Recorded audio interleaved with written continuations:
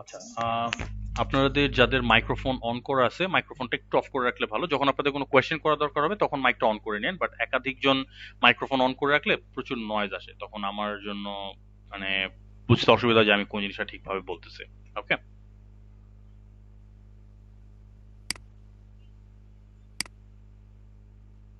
Thank you. আচ্ছা, আমি আমার স্ক্রিনটা শেয়ার করতেছি, just give me a second.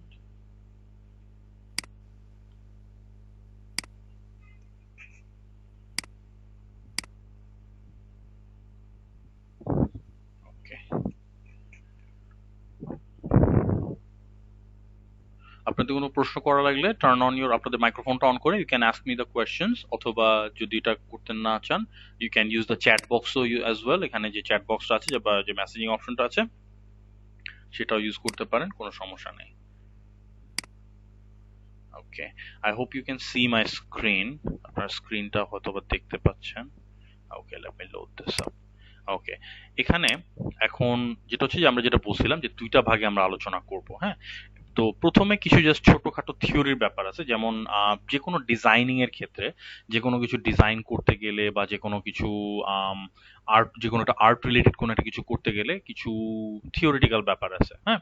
ওই জিনিসগুলো নিয়ে আমরা আলোচনাটা সেরে ফেলি, তাহলে আপনাদের জন্য পরে জিনিসটা ক্যাপচার করতে সুবিধা হবে। এবং এই এই থিওরিগুলোর উপর বেস করেই কিন্তু যে কোনো একটা সুন্দর ডিজাইন করতে হয়। হ্যাঁ, এটা প্রেজেন্টেশনের জন্য প্রযোজ্য। আবার আপনারা গ্রাফিক ডিজাইনার হিসাবে যে কাজগুলো আপনারা করবেন, ফর এক্সাম্পল ভিজিটিং কার্ড হোক, ফ্লায়ার হোক, ব্রোশর হোক, যেটাই হোক, যেটাই আপনারা করতে চান না কি জন্য, এই জিনিসগুলো তৈরি করতে গেলে তখন আপনাদের এই থিওরিগুলো অনেক কাজে আসবে। যেমন অলরেডি আপনারা হয়তো কালার থিওরি সম্পর্কে শুনছেন। সো কালার থিওরি, যেমন ডিজাইনিং এর একটা কালার থিওরি আছে, হ্যাঁ। তো প্রেজেন্টেশনের এরকম কিছু কালার থিওরি আছে। তো সেই জিনিসগুলো আমরা আগে একটু দেখে নিই, তারপরে আমরা ওটাতে চলে যাব।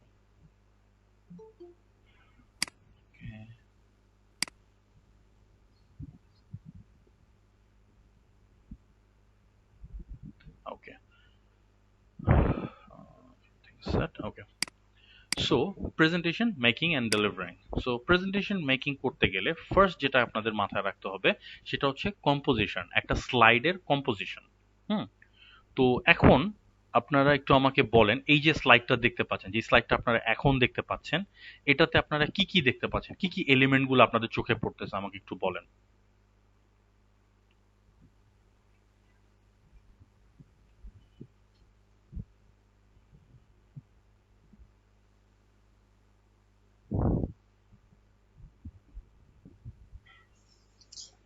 টপিকস, এখানে টপিকস এর নামটা লিখতে হবে যে আমরা হুম, কোন টপিকসটা হুম, এক্সপ্লেইন করব। হুম, দেন হচ্ছে আমাদের শর্টকাটে যে আইডেন্টিটি দেওয়া লাগে আমাদের নাম, হুম। এগুলো লিখতে হবে। ওকে, ওইটা দেন বাদে আর এখন, হচ্ছে এখন যে স্লাইডটা আপনারা দেখতে পাচ্ছেন, মানে আমার স্ক্রিন থেকে যে স্লাইডটা আপনারা দেখতেছেন, হ্যাঁ, এখানে কি কি দেখতে পাচ্ছেন আপনারা? স্লাইডের নম্বর অ্যান্ড হুম, হচ্ছে একটা টাইটেল। এক্স্যাক্টলি। এখন একটা জিনিস চিন্তা করেন, এই নাম্বারটা আমি কি চাইলে এই সাইডে দিতে পারতাম না, এই কর্নারে দিতে পারতাম না ছোট করে? অবশ্যই দিতে পারতাম। জি। হুম। তারপর এখানে যে মাঝখানে যে লেখাটা আছে এটাকেও আমি অন্য জায়গায় দিতে পারতাম, বাট ওইটা না করে আমি কেন এভাবে দিলাম?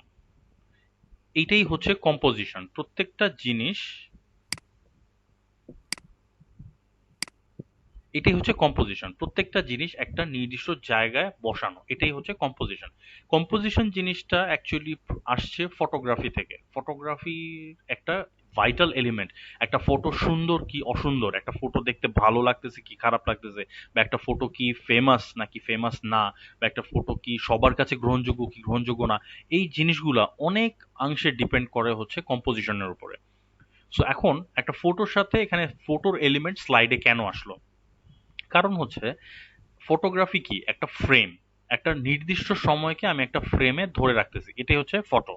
ওকে, এখন একটা স্লাইড কি, একটা স্লাইডও তো একটা ফ্রেম, তাই না? এখানে দেখেন যেমন এই প্রেজেন্টেশনটা, এই প্রেজেন্টেশনটা এখানে কতগুলো, এখানে টোটাল 44টা স্লাইড আছে। তার মানে কি এখানে 44টা ফ্রেম আছে। আমি একবার একটা ফ্রেম খুলতেছি, যেমন এখানে এটা হচ্ছে আমার টাইটেল, এটা আমার টাইটেল স্লাইড, এই ফ্রেমটা খুলতেছি, এই ফ্রেমের পরে আমি সেকেন্ড ফ্রেমে গেলাম, তারপর দেন আমি থার্ড ফ্রেমে গেলাম। তো প্রত্যেকটা ফ্রেমে হয়তো আমার এক্সপ্লেইন করার, আমার হয়তো আলোচনা করার কিছু না কিছু একটা আছে। তো দ্যাট ইজ ওয়াই আমি একটার পর একটা ফ্রেমে যাচ্ছি। সো এখন এই যে এই ফ্রেমটা আমি ইউজ করতেছি, এই ফ্রেমটাতে কোন জিনিসটা, যে যতগুলা জিনিস আছে কোন জিনিসটা কোথায় আমি দিব, সেটাই হচ্ছে composition. That mean for example এখানে দেখেন, এখানে আমি কি করছি, এখানে এই যে একটা এলিমেন্ট আমি বসাইছি, একটা মানুষ, একটা লোক একটা চেয়ারে বসে, একটা ডেস্কের সামনে বসে একটা কম্পিউটারে কাজ করতেছে। তো এটাকে আমি কি করছি, এটাকে আমি পেজের প্রায় মাঝ বরাবর রাখছি। দেখেন এটা আমি যদি হোল্ড করি, এখানে মাঝখানে একটা লাল একটা গ্রিড দেখা যায়। এই যে গ্রিডটা হয়তো আপনারা এখানে দেখতে পারতেছেন না, বাট যখন ক্লাস রেকর্ডিংটা আপনারা পাবেন তখন আপনারা আরো ক্লিয়ারলি দেখতে পাবেন। এখানে দেখেন কিছু যে লাল সাদা কিছু গ্রিড আছে, এটা এটা হচ্ছে পাওয়ার পয়েন্ট। দেখতে পাচ্ছেন? ওকে, ফ্যান্টাস্টিক ফ্যান্টাস্টিক, খুব ভালো। এটা হচ্ছে কি যে এই পাওয়ার পয়েন্ট 2016, এটা অ্যাকচুয়ালি শুরু হয়েছে পাওয়ার পয়েন্ট 2010 থেকেই। এটা এটা একটা নতুন ফিচার ওরা অ্যাড করছে, সেটা হচ্ছে এই যে এই অ্যালাইনমেন্ট গ্রিড। এটা আপনাদের সাহায্য করবে যে কোন জিনিসটা কোথায় কতটুকু দূরত্বে আছে, দূরত্বটা সেম আছে কিনা, মাঝখানে একদম মাঝখানে আছে কিনা, বা যতগুলো এলিমেন্ট আছে প্রত্যেকটা থেকে প্রত্যেকটা দূরত্ব ঠিক আছে কিনা, এই ছোট ছোট ছোট ছোট ছোট ব্যাপারগুলো ক্যালকুলেট করার জন্য, এই জিনিসগুলো ডিটারমাইন করার জন্য এই গ্রিডগুলো আসে। তো যে কোনো একটা এলিমেন্ট মুভ করার সময় দেখবেন যে এই এলিমেন্টগুলো চলে, এই গ্রিডগুলো চলে আসে। তো এখানে দেখেন আমি এটা একদম গ্রিডটা ধরে এখানে মাঝখানে রাখছি, আর নিচে লিখে রাখছি মেকিং, মানে হচ্ছে আমি মেকিং নিয়ে কথা বলবো।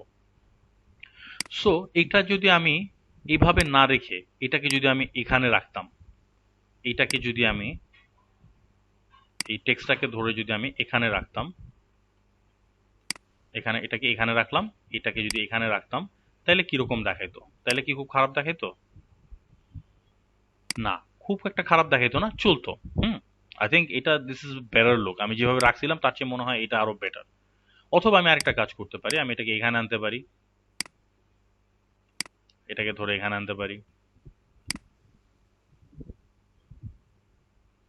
কারণ সাধারণত যেটা হয়, আমরা ইংরেজি যখন পড়ি, আমরা ইংরেজি বা বাংলা আমরা যখন পড়ি, আরবির ব্যাপার আলাদা। ইংরেজি বাংলা পড়তে গেলে আমরা সাধারণত লেফট সাইড থেকে পড়ি। তো এখানে আমি এটা কি করলাম, আমি এটাকে লেফট সাইড, আমি এটাকে বাম সাইডে নিয়ে আসলাম। বাম সাইডে আনার ফলে আমার সুবিধাটা কি হলো, যখনই আমার অডিয়েন্স এই স্লাইডে আসবে তখন প্রথমে লেখাটা তার চোখে পড়বে। কি জন্য আমি চাচ্ছি, আমি যদি চাই যে লেখাটার উপরে ফোকাসটা আগে আসুক, লেখাটার উপরে মেইন ফোকাসটা আসুক, ওকে, তো সেই ক্ষেত্রে আমি এটাকে বাম সাইডে রাখবো। কারণ আমি চাচ্ছি যে টেক্সটটা হাইলাইট হোক। ওকে, এই জন্য আমি এই ইমেজটাকে আমি এই সাইডে দিলাম। তো দেখেন এখানে কি হলো, এটা মিডলে রয়েছে, এটাও মিডলে রয়েছে, দুইটার থেকে ডিস্টেন্স মোটামুটি ভালো, মোটামুটি ভালোই আছে। এটাকে আরেকটু এদিকে এনে দিই, তাহলে ঠিক হয় ডিস্টেন্সটা। ওকে, তো দেখেন এটা কিন্তু ওইটা আগে যেভাবে রাখা ছিল তার চেয়ে এটা একটা বেটার অ্যারেঞ্জমেন্ট। সোজা কথা, এই স্লাইডে যতগুলো এলিমেন্ট আছে এটার একটা রিঅ্যারেঞ্জমেন্ট আমি করলাম, একটু ডিফারেন্ট ভাবে সাজায় রাখলাম। এটাই হচ্ছে কম্পোজিশন, কোন জিনিসটা কোথায় রাখলে সুন্দর দেখা যায়। এইভাবে যেটা করতে হয় যে একটা ফ্রেমে বিভিন্ন জিনিস রেখে রেখে বিভিন্নভাবে রেখে দেখতে হয় যে কিভাবে সুন্দর লাগে, কিভাবে সবচেয়ে সুন্দর লাগে, কিভাবে সবচেয়ে প্লিজিং লাগে। দেন এটার মধ্যে কিছু ছোট ছোট ক্যালকুলেশন থাকে, যেমন যেখানে আমি যে ক্যালকুলেশনটা করলাম, যে আমি এটা বাম সাইডে রাখলাম, বাম সাইডে রাখার ফলে কি হলো, টেক্সটটার উপরে প্রথমে চোখটা পড়লো, তার মানে হচ্ছে টেক্সটটা হাইলাইট হলো।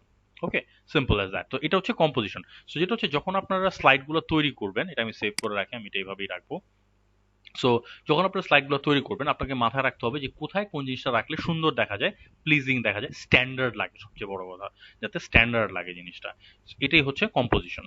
সো কম্পোজিশন ঠিক রাখবেন কিভাবে? এখন ফর এক্সাম্পল আপনি একটা প্রেজেন্টেশনের কম্পোজিশন আপনি তৈরি করবেন, এটা দুইভাবে করা যায়। একভাবে হচ্ছে যে আপনি একদম একটা ব্ল্যাঙ্ক প্রেজেন্টেশন খুলবেন, একদম নতুন একটা প্রেজেন্টেশন খুলে ওখানে আপনি আপনার মন মতো সবকিছু বসায় টসায় সুন্দর মতো সাজায় একদম ফ্রম স্ক্র্যাচ, একদম শূন্য থেকে আপনি একটা প্রেজেন্টেশন তৈরি করলেন। এটা হচ্ছে একটা ওয়ে। সেকেন্ড ওয়ে হচ্ছে টেমপ্লেটস। টেমপ্লেট বিভিন্ন ওয়েবসাইটে পাওয়া যায়, বিভিন্ন জায়গায় বিভিন্ন ফ্রি টেমপ্লেট পাওয়া যায়, এবং পাওয়ার পয়েন্ট 2010 এবং পাওয়ার পয়েন্ট 2016-এ, 16 অ্যাকচুয়ালি সবচেয়ে বেশি,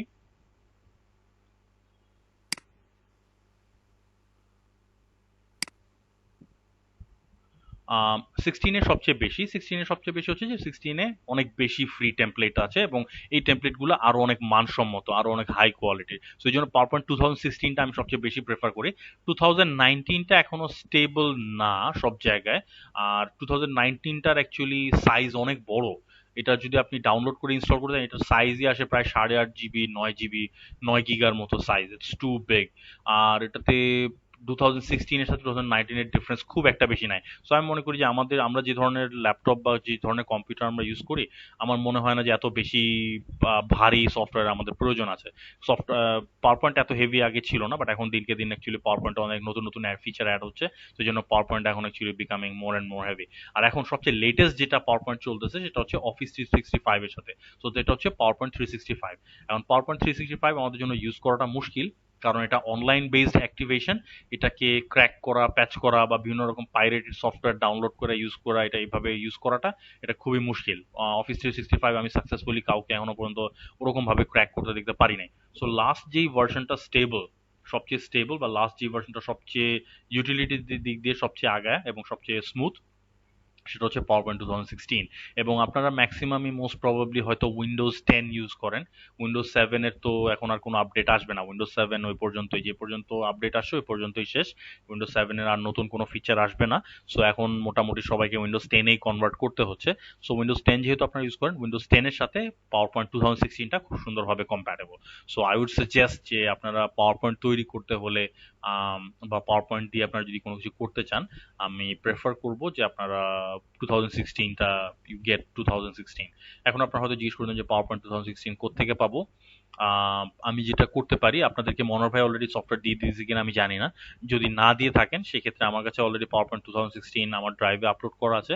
আমি লিঙ্কটা দিয়ে দিব, আপনারা ওটা ডাউনলোড করে ক্র্যাক করে নিতে পারবেন। ওখানে একটা টেক্সট ফাইল পাবেন, ওই টেক্সট ফাইলে ওখানে লিখে দেওয়া আছে যে কিভাবে সফটওয়্যার ক্র্যাক করতে হয়। এটা আমি দিয়ে দিচ্ছি। ইউজুয়ালি যদিও আমার সফটওয়্যার দেওয়ার কথা না, তারপর আপনাদের সুবিধার জন্য আমি এটা দিয়ে দিচ্ছি। আর ২ নাম্বার, তারপরেও যদি ধরেন আমি যে সফটওয়্যারটা আপনাদের দিলাম সেটা যদি আপনারা ইনস্টল করে ক্র্যাক করে ইউজ করতে না পারেন, কোনো সমস্যা নেই, ঘাবড়ানোর কোনো দরকার নাই। এটার সবচেয়ে ইজি একটা সলিউশন হচ্ছে আপনাদের বাসার আশেপাশে যে ছোটখাটো দোকানগুলো থাকে না, যেখানে যে কম্পিউটার রিপেয়ার করে, সিপিইউ টিপিইউ রিপেয়ার করে, হ্যাঁ, বড় বড় সিপিইউ গুলা রিপেয়ার করে, ওরকম যে কোনো একটা কম্পিউটারের দোকানে নিয়ে যাবেন। ওদের কাছে ইউজুয়ালি সব সফটওয়্যার ওদের কাছে থাকে। হয় সফটওয়্যার সিডি কিনে আপনি করতে পারেন, সিডি কিনতে গেলে দাম একটু বেশি পড়বে। অথবা আপনি যেটা করতে পারেন, তাদের কাছে গিয়ে তাদেরকে 200-300 টাকা দিলে তারা ওটা আপনি বলে দিবেন যেটা ইনস্টল করে ক্র্যাক করে অ্যাক্টিভেট করে দিতে। সোজা কথা বলবেন ইনস্টল করে অ্যাক্টিভেট করে দিতে। ওকে, সো ইনস্টল করে আপনারা অ্যাক্টিভেট করায় নেবেন আপনাদের সিপিইউ আপনার অথবা আপনাদের ল্যাপটপে, তাহলে আপনারা দিব্যি কোনো সমস্যা ছাড়াই এটা ইউজ করতে পারবেন। Okay, so these are two ways you can use PowerPoint. একটা লিঙ্কটা আমি এই ক্লাসটা শেষ হলে আমি আপনাদের গ্রুপে পাওয়ার পয়েন্টের সফটওয়্যারের লিঙ্কটা দিয়ে দিব। আর যাদের যাদের ল্যাপটপে অলরেডি আছে তারা তো very fortunate, that's very good. এখন আমরা যেটা করব, এটার নেক্সট স্টেপগুলো বোঝার জন্য আমাদেরকে একটা পাওয়ার পয়েন্ট ফাইল ওপেন করতে হবে। আমি এখানে একটা পাওয়ার পয়েন্ট ফাইল ওপেন করা খুব ইজি, যে কোনো জায়গায় জাস্ট আপনার আপনার আপনার যদি মাউস অথবা ট্র্যাক প্যাডের আপনার যদি রাইট ক্লিক করেন, রাইট ক্লিক করে এখানে নিউ আসবে, নিউ থেকে এখানে পাওয়ার পয়েন্ট আপনারা ক্লিক করলে যে নতুন পাওয়ার পয়েন্ট প্রেজেন্টেশন চলে আসলো। এটার আমি কোনো নাম দিচ্ছি না কারণ this is a demo file. So এটাকে আমি ডাবল ক্লিক করলেই এটা ওপেন হয়ে যাবে। সো এখন আপনারা যেটা দেখতে পাচ্ছেন এটা হচ্ছে পাওয়ার পয়েন্ট খুললে প্রথম কি দেখতে পাওয়া যায়। পাওয়ার পয়েন্ট খুললে প্রথম এটাই দেখতে পাওয়া যায়, এখানে বলে যে click to add first slide. So এখানে একটা অপশন আছে, সেটা হচ্ছে নিউ স্লাইড। এই নিউ স্লাইডে ক্লিক করলে এখানে আপনারা বিভিন্ন ধরনের স্লাইড নামাতে পারবেন।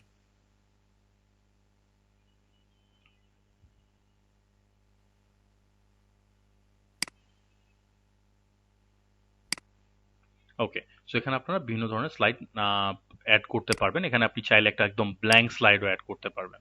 সো এটা মানে ব্ল্যাঙ্ক, এখানে কোনো কিচ্ছু নাই, না কোনো ইমেজ আছে, না কোনো প্লেস হোল্ডার আছে, না কোনো টেক্সট বসানোর কোনো সুবিধা আছে, কিচ্ছু নাই এখানে। ওকে, সো এখানে এই জিনিসটা আপনাদের জন্য একটা ব্ল্যাঙ্ক স্লেটের মতো কাজ করবে।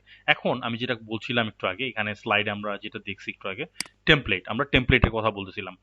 সো আমরা টেমপ্লেটটা কিভাবে ইউজ করে সেটা আগে দেখে নিই, কারণ টেমপ্লেটটা it's an easier way of making a presentation.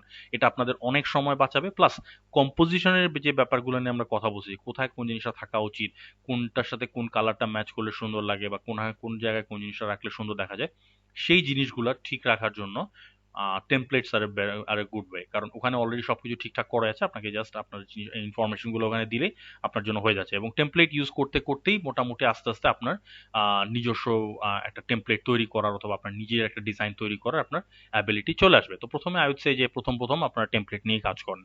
So আমরা সেটা দিয়ে আগে দেখি যে টেমপ্লেট আপনার কিভাবে ইউজ করবো বা কিভাবে ম্যানিপুলেট করবো। So you can go on to file, এখানে ফাইলে, এখানে কি করছি আমি, এখানে জাস্ট ফাইলে ক্লিক করছি। ফাইলে ক্লিক করে এখানে দেখেন অলরেডি কিছু টেমপ্লেট দেখা যাচ্ছে, কারণ হচ্ছে এই টেমপ্লেটগুলো আমি অলরেডি বিভিন্ন কাজে ইউজ করছি।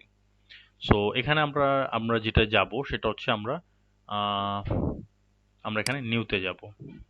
সেখানে নিউতে ক্লিক করলে দেখেন এখানে অলরেডি অনেক টেমপ্লেট চলে আসছে, বিভিন্ন ধরনের টেমপ্লেট চলে আসছে। আমরা আরো সার্চ করতে পারি চাইলে। এখানে দেখেন শো মোর একটা অপশন আছে, এখানে ক্লিক করলে আপনি আরো দেখতে পাবেন।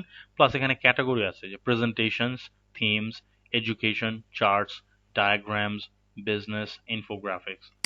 সো দেখেন এখানে আমি যদি সার্চ দেই যে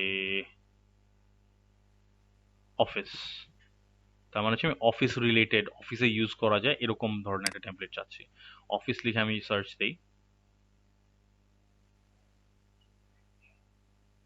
এখানে দেখেন বিভিন্ন ধরনের টেমপ্লেট আসছে। এই যে business wireframe, business contrast, business. Office লিখলে অ্যাকচুয়ালি অফিসটা খুব ভালো একটা সার্চ টার্ম না, আমি এখানে বরং অফিসের জায়গায় বিজনেস দিই, তাহলে আরো স্পেসিফিক হবে।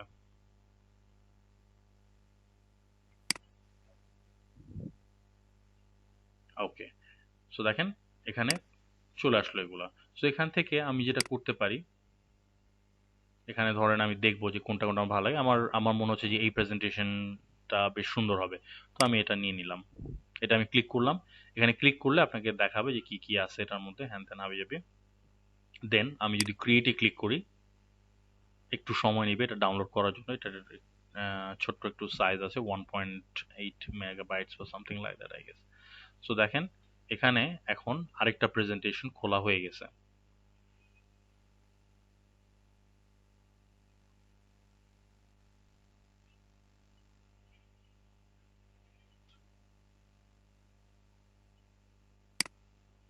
ওকে, সো দেখেন এখানে এই টেমপ্লেটটা আমার কাছে চলে আসলো।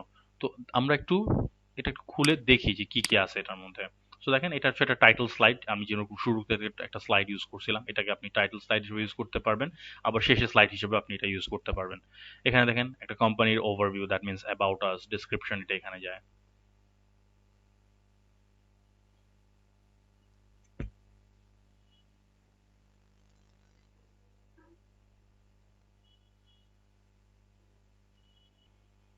এখানে দেখেন আমি ক্লিক করতেছি এই টেমপ্লেটটাতে, বাট ওখানে ক্লিক হচ্ছে না। আবার এখানে ক্লিক করতেছি, এখানেও ক্লিক হচ্ছে না। এটাতে যে আমি যদি ক্লিক করার চেষ্টা করি, হ্যাঁ এখানে ক্লিক করতে পারতেছি, এটাতেও ক্লিক করতে পারতেছি, এটাতেও ক্লিক করতে পারতেছি। টেমপ্লেটের সুবিধা এবং অসুবিধা, সুবিধা যেটা বলছিলাম, এটা আপনার সময় অনেক বাঁচাবে এবং টেমপ্লেটটা অল্প সময়ের মধ্যে আপনি সুন্দর একটা প্রেজেন্টেশন তৈরি করে ফেলতে পারবেন। অসুবিধা হচ্ছে এটার সবকিছু আপনি চাইলে এডিট করতে পারবেন না, এটা টেমপ্লেটে অনেক কিছু রেস্ট্রিকশন দেওয়া থাকে। হ্যাঁ, তারপরেও আপনি অনেক কিছু চেঞ্জ করতে পারবেন। ফর এক্সাম্পল এখানে দেখেন এই যে নেভি ব্লু কালারটা, এফআর ফ্যাব্রিকাম রেসিডেন্সেস, এটার পিছনে এই যে নেভি ব্লু কালারটা, আমি চাইতেছি যে এটা নেভি ব্লু চাই না, আমি এটা চেঞ্জ করতে চাচ্ছি। এখন আপনি এটা কিভাবে চেঞ্জ করবেন? টেমপ্লেট ম্যানিপুলেট করার, ধরেন এখানে যেটা ক্লিক করে আপনি চেঞ্জ করতে পারতেন, সেখানে আপনি জাস্ট লিখলেই তো হয়ে যাচ্ছে। এখানে আপনি লিখতে পারতেছেন, এখানে আপনি লিখতে পারতেছেন, এটা আপনি ক্লিক করতে পারতেছেন, এই ছবিটা আপনি চেঞ্জ করতে পারতেছেন। বাট আপনি চাচ্ছেন পিছনের এই কালারটা চেঞ্জ করতে, যেটা আপনি ক্লিক করতেই পারতেছেন না। ক্লিক করতে না পারলে আপনি চেঞ্জ করবেন কিভাবে? সেক্ষেত্রে আপনি যেটা করবেন, এখানে ফোন ধরতেছে না, গিয়ে অফিসে গিয়ে হাঙ্গামা করতে হবে। আচ্ছা, এনিওয়েজ, সো যেটা আমরা বলতেছিলাম সেটা হচ্ছে যেখানে আমরা ক্লিক করতে পারতেছি না সেই জায়গাটা আমরা কিভাবে এডিট করব। ফর এক্সাম্পল এখানে পিছনের কালারটা আমি চেঞ্জ করতে চাই। সো আমি উপরে রিবনে যাব, এখানে ভিউতে যাব। ভিউতে এখানে দেখেন স্লাইড মাস্টার নামে একটা অপশন আছে। তো আমি কোথায় গেলাম, এখানে আমরা এখানে এই অবস্থায় ছিলাম, তো আমরা এখানে গেলাম ভিউতে। ভিউতে আমরা গেলাম হচ্ছে স্লাইড মাস্টারে।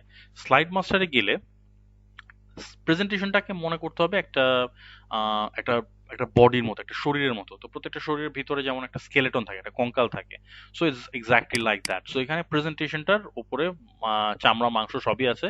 সো এই স্লাইড ভিউতে যখন আমরা স্লাইড মাস্টারে যাবো, এই স্লাইড মাস্টারটা হচ্ছে এটার কঙ্কালটা, দ্যাট মিনস কোনটার উপরে বেস করে এই প্রেজেন্টেশনটা তৈরি হয়েছে। সো এখানে দেখেন, এখানে এটার স্কেলেটনটা আমরা দেখতে পাচ্ছি, এখানে স্ট্রাকচার গুলো সব দেওয়া আছে। এবং সব এই স্লাইড মাস্টারের সবচেয়ে বড় সুবিধা হচ্ছে এখানে সবকিছু আপনি ক্লিক করতে পারবেন। এখানে আপনি যেই জিনিসটা চেঞ্জ করবেন, সেই জিনিসটা আলটিমেটলি পুরো প্রেজেন্টেশনে চেঞ্জ হয়ে যাবে। যেমন এখানে দেখেন এখন আমি এটা ক্লিক করতে পারতেছি, ওই ব্লু অংশটা আমরা আগে ক্লিক করতে পারতেছিলাম না, বাট এখন আমরা এটা ক্লিক করতে পারতেছি। Now it's clickable.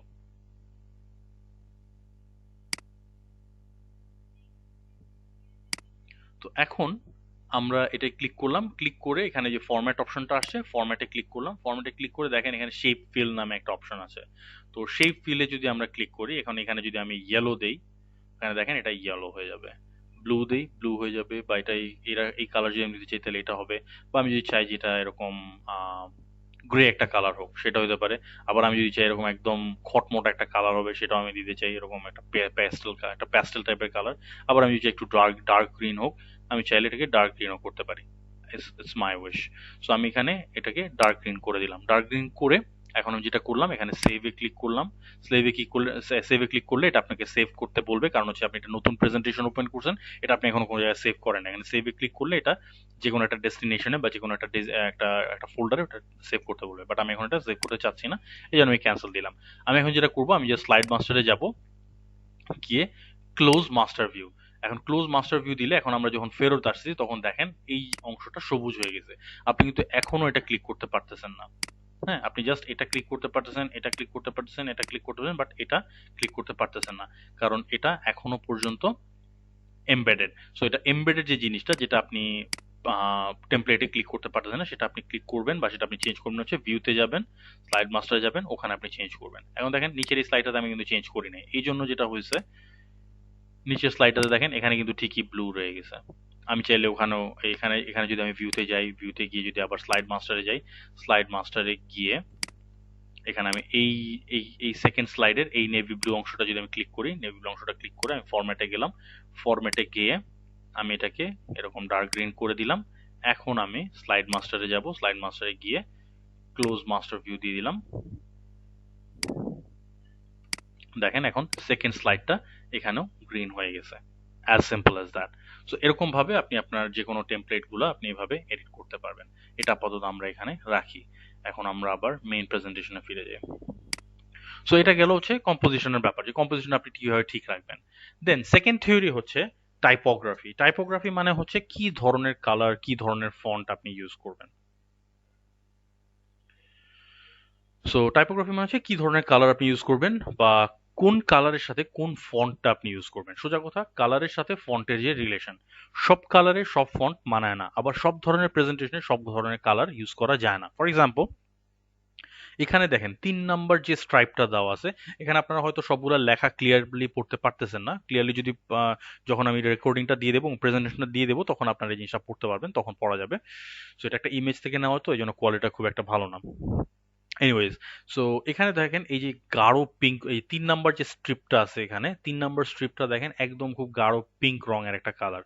Okay, so এখন ধরেন আপনি একটা অফিসে আপনার একটা প্রেজেন্টেশন আপনার দিতে হবে। আপনার অফিসে একটা বলছে যে একটা প্রেজেন্টেশন দিতে হবে, ফাইন্যান্সিয়াল পারফরমেন্স কিরকম হয়েছে গত কোয়ার্টারের, দ্যাট মিনস গত ৩ মাসে ফাইন্যান্সিয়াল সেলস কিরকম হয়েছে, হ্যান ত্যান হাবি যাবে, এই রিপোর্টটা আপনাকে দিতে হবে প্রেজেন্টেশন আকারে। এখন আপনি এরকম গাঢ় পিঙ্ক কালার একটা প্রেজেন্টেশন তৈরি করে নিয়ে গেলেন।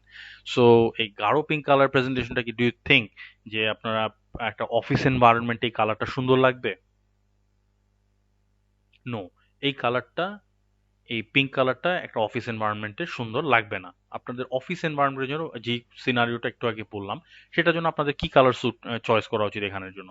সুটেবল হবে হচ্ছে এই যে মাঝখানের যে ৫ নাম্বার স্ট্রিপে যে কালারটা আছে, এই গ্রে কালারটা, অথবা আপনি এই ব্লু কালারটা ইউজ করতে পারেন, জি। অথবা আপনি 7 এখানে যে একটু, না এটা টার্কোয়েশ না, এটা আরেকটু লাইট ব্লু, এই কালারটা আপনি চাইলে ইউজ করতে পারেন। এই ৩টা কালার ধরেন, এগুলো আপনার এই ৫ ৬ ৭ এই ৩টা স্ট্রিপের কালার আপনি ইউজ করতে পারবেন। এখন আপনাকে, ফর এক্সাম্পল, আপনি একটা স্কুলে জব করেন অ্যাজ এ টিচার। সো ওখানে ক্লাসে বাচ্চাদেরকে শেখানোর জন্য একটা প্রেজেন্টেশন আপনাকে তৈরি করতে বলা হয়েছে, ক্লাসে বাচ্চাদের জন্য একটা প্রেজেন্টেশন আপনি তৈরি করবেন। সেই ক্ষেত্রে আপনি কি ধরনের কালার ইউজ করতে পারেন? সেই ক্ষেত্রে তখন হয়তোবা আপনি এই যে এখানে ১ নাম্বার, ২ নাম্বার, ৩ নাম্বার, ৪ নাম্বার, এই যে ৪টা স্ট্রিপ আছে, এই ধরনের কালারগুলো, এই ধরনের কালার এবং এই ধরনের ফন্টগুলো আপনি সেখানে ইউজ করতে পারেন। এখন ফর এক্সাম্পল, আপনি ধরেন একটা ট্যুরিজম কোম্পানির জন্য আপনি কাজ করেন, একটা ট্রাভেল অ্যান্ড ট্যুরিজম কোম্পানিতে। সো ওখানে আপনার ক্লায়েন্টকে আপনি কিছু জিনিস দেখাতে যাচ্ছেন, কিছু ইমেজেস দেখাতে যাচ্ছেন, সেখানে একটা প্রেজেন্টেশন আকারে আপনি এটা দেখাতে যাচ্ছেন।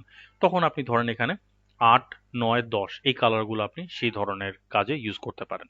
ওকে, সো প্রত্যেকটা কালার প্রত্যেকটা অ্যাটমসফিয়ারের জন্য এবং প্রত্যেকটা এনভায়রনমেন্টের জন্য, এবং কোন কালারে কোন ধরনের ফন্ট ইউজ করা উচিত। অলরেডি যেহেতু আপনারা গ্রাফিক ডিজাইনার হিসেবে কাজ করতেছেন, আই হোপ আপনাদের ফন্ট নিয়ে বেশ কিছু আলোচনা অলরেডি করা হয়ে গেছে, আই হোপ।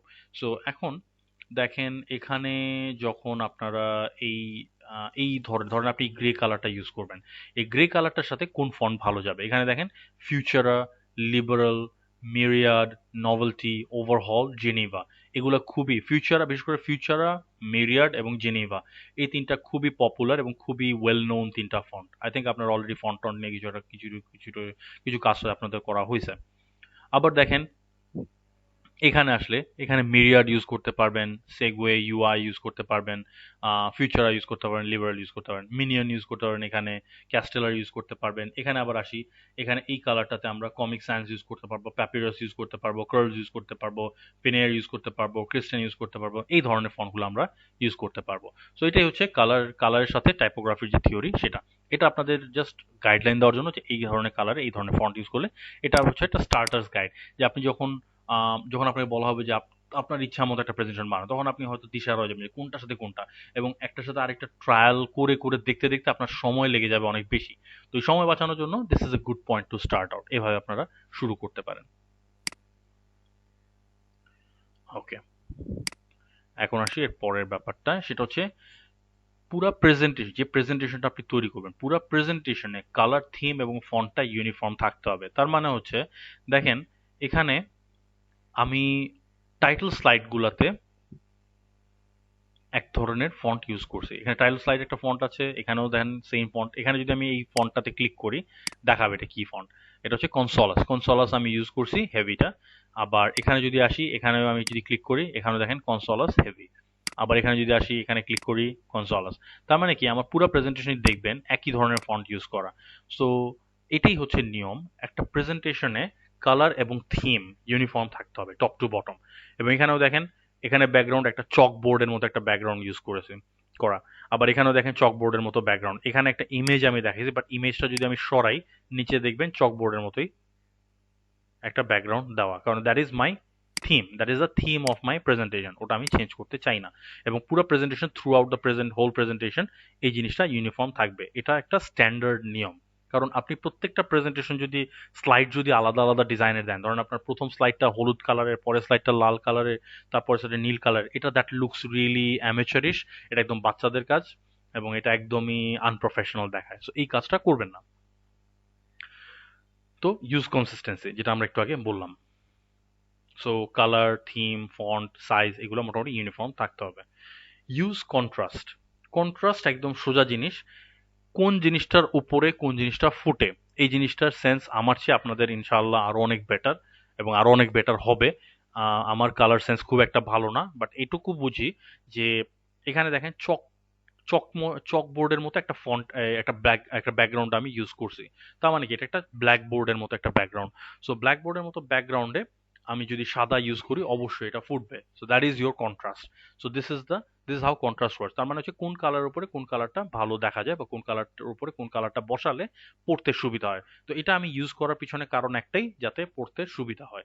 এবং এখন আস্তে আস্তে দেখবেন যে সবকিছু নাইট মোডের দিকে যায়, সবকিছুতে ডার্ক মোড ইনক্লুড করা হয়। যেমন ইউটিউব, এক সময় ইউটিউব সাদা ছিল, এখন ইউটিউব হয়ে গেছে কালো। ইউটিউবে আপনি চাইলে, ফর এক্সাম্পল আমি ইউটিউবে যদি যাই, দেখেন আমার ইউটিউব, দিস ইজ ব্ল্যাক। এবং এটা চাইলে অফ করা যায়। যেমন আমি যদি এখানে ইউটিউবে যাই, এখানে আমি আমার প্রোফাইলে ক্লিক করি, এখানে একটা এই যে দেখেন ডার্ক থিম অন, এটা চাইলে অন করা যায়, অফ করা যায়। ওকে, টগল বাটন আছে, এটা যদি আমি অফ করে দিই, দেখেন সাদা হয়ে গেছে। ওকে, আবার আমি যদি এটা যদি এখানে টগল করে দিই, এটা কালো হয়ে গেছে। সো আমি সবসময় কালোতে রাখি, কারণ দ্যাটস এটা ব্যাটারি, যে কোনো ব্যাটারি চালিত জিনিসে এটা ব্যাটারি সেভ করতে সাহায্য করে, পাওয়ার কম খায়। আর 2 নাম্বার হচ্ছে এটা that's more easy on the eyes, চোখের উপর স্ট্রেস কম পড়ে। সাদা আলোটা সবসময় চোখের উপর স্ট্রেস বেশি দেয়। সো এরকমই এরকম কন্ট্রাস্ট ইউজ করবেন, যাতে এই কালার, কোন কালার উপরে কোন কালারটা ভালো দেখা যায়, এই জিনিসটার এই সেন্সটা আপনাদের থাকতে হবে। অবশ্যই আপনাদের আছে, এবং আরো এই জিনিসটা আপনারা ইনশাআল্লাহ আরো গ্রো করতে পারবেন।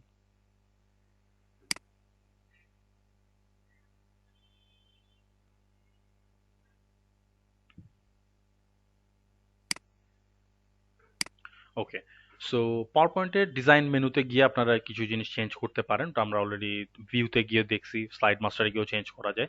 আর এমনি নর্মাল যে ডিজাইন মেনু আছে, দ্যাট মিনস যে উপরে এখানে যে ডিজাইন মেনুগুলো আছে, এখান থেকে আপনি বিভিন্ন এলিমেন্ট চেঞ্জ করতে পারবেন।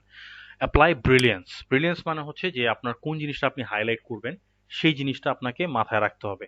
ফর এক্সাম্পল আপনি যদি একটা নাম্বার হাইলাইট করতে চান সেটার উপরে আপনি কারুকাজ করতে হবে। যেমন ধরেন এর আগের স্লাইডটা, এখানে আমি চাচ্ছি কি ৪ নাম্বার, এটা যে ৪ নাম্বার স্লাইড, অথবা এটা ৪ নাম্বার স্লাইডের কথাও বাদ দিলাম, এটা যে ৪ নাম্বার আমার আলোচনার মধ্যে এটা যে ৪ নাম্বার পয়েন্ট, সেই জিনিসটা আমি হাইলাইট করতে চাচ্ছি। সো সেই জন্য ৪ এর উপরে আমি ৪টাকে আমি কি করলাম, এইটাকে আমি বড় ফন্টে দিলাম, অনেক বড়, যাতে এই স্লাইডে আসা মাত্র প্রথম এই ৪ নাম্বারের উপরে চোখ পড়ে। আমি যদি ৪টাকে ছোট করে দিয়ে এই লেখাটাকে বড় করে দিতাম, তখন কি হতো, নজরটা পড়তো হচ্ছে লেখাটার উপরে, যে অ্যাপ্লাই ব্রিলিয়ান্স। সো এভাবে ছোট বড় করে শ্যাডো এনে বা বিভিন্ন এফেক্ট এনে বা কালার কালার থিম দিয়ে আপনি একটা জিনিসকে হাইলাইট করতে পারেন। সো প্রেজেন্টেশনে অবশ্যই কিছু না কিছু জিনিস আপনাকে হাইলাইট করতে হবে। এভাবেই আপনাকে এই হাইলাইটিং থিওরিটা ইউজ করতে হয়। আচ্ছা, এখন আমরা আসি কালার থিওরি। এটা আপনাদের গ্রাফিক ডিজাইনারদের হিসাবে অবশ্যই এই জিনিসটা আপনারা অলরেডি হয়তো টাচ আপ করে আসেন, এবং এই জিনিসটা আপনাদের কাজে লাগতেই থাকবে। প্রত্যেকটা জায়গায় কালার থিওরি সবসময় কাজ আসে। যে কালার থিওরি ইজ নাথিং, এটা খুবই স্পেশাল কিছু না, জাস্ট সিম্পল একটা জিনিস, কোন কালার উপরে কোন কালার যায় বা কোন কালারের সাথে কোন কালারটা দেওয়া উচিত। It's all about that. তো দেখেন এখানে বিভিন্ন ধরনের কালার থিওরির কিছু স্যাম্পল দেওয়া আছে। আপনি যদি চাইলে গুগল করেন, আপনি গুগলে গিয়ে যদি লেখেন যে কালার থিওরি, ওখানে আরো অনেক অনেক এক্সাম্পল আপনারা পাবেন। এখানে জাস্ট আমি কয়েকটা দিয়ে দিছি। সো এখানে দেখেন এই যে স্ট্রিপটা ৮ নাম্বার স্ট্রিপটায় দেখেন এখানে কি কি, এখানে প্যালেটটা দেওয়া দেওয়া আছে কি একদম সাদা থেকে গ্রে হইতে হইতে হইতে গাঢ় গ্রে হয়ে দেন কালো। সো এইভাবে দেখেন সাদা কালো এবং গ্রে এর মধ্যে আপনারা কিন্তু খেলা করতে পারেন। যেমন এখানে দেখেন গ্রে কালার একটা ব্যাকগ্রাউন্ড ইউজ করে ব্ল্যাক কালারের লেখা দেওয়া হয়েছে, এটা তো অবশ্যই ফুটবে। দেন এখানে দেখেন গ্রে কালারের ব্যাকগ্রাউন্ড ইউজ করে গ্রে এবং ডার্ক গ্রের একটা এলিমেন্ট, একটা হুইল চেয়ারের মতো একটা ইউজ করা হয়েছে। ওকে, আবার দেখেন এখানে ডার্ক কালারের ব্যাকগ্রাউন্ডের উপরে হোয়াইট এবং গ্রে কালারের একটা কাপকেক দেওয়া আছে।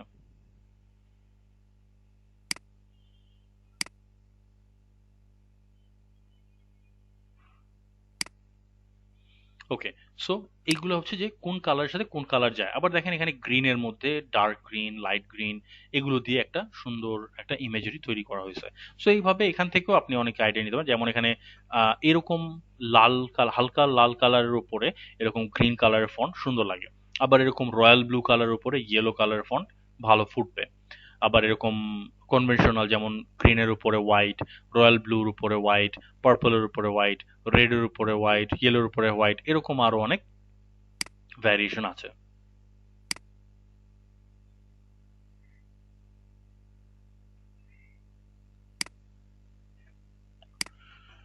সো এটা গেল কালার থিওরি।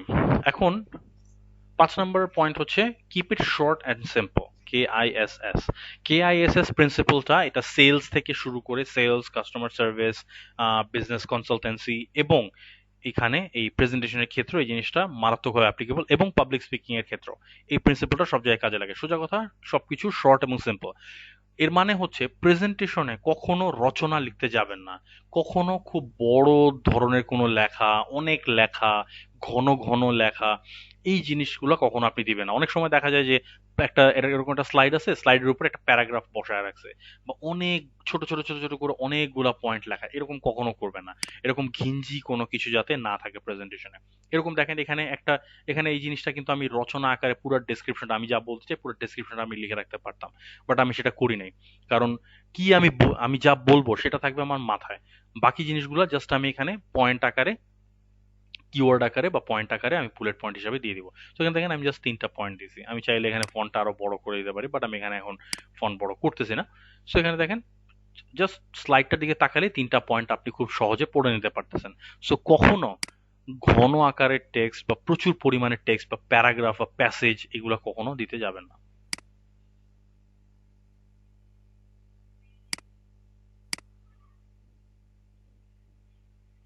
ওকে, এখন আরেকটা জিনিস, এটা হচ্ছে আপনি চাইলে প্রেজেন্টেশনের নিচে নোটস রাখতে পারেন।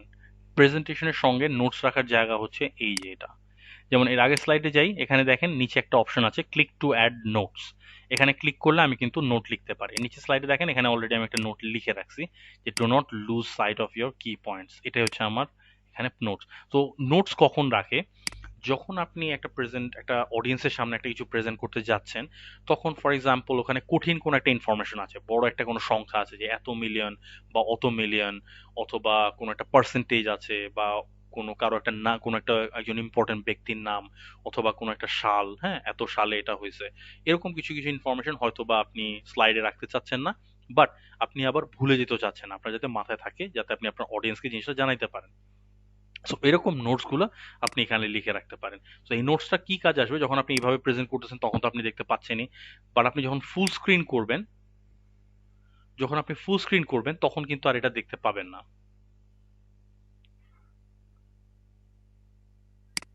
তো এটা কখন আপনি দেখতে পাবেন, যখন আপনি এটা প্রজেক্টরে কানেক্ট করবেন। প্রজেক্টরে কানেক্ট করার পরে এখানে আমি এটা দেখাতে পারতেছি না, এটা অ্যাকচুয়ালি ফিজিক্যাল ক্লাসে আমি ইউজুয়ালি দেখাতাম।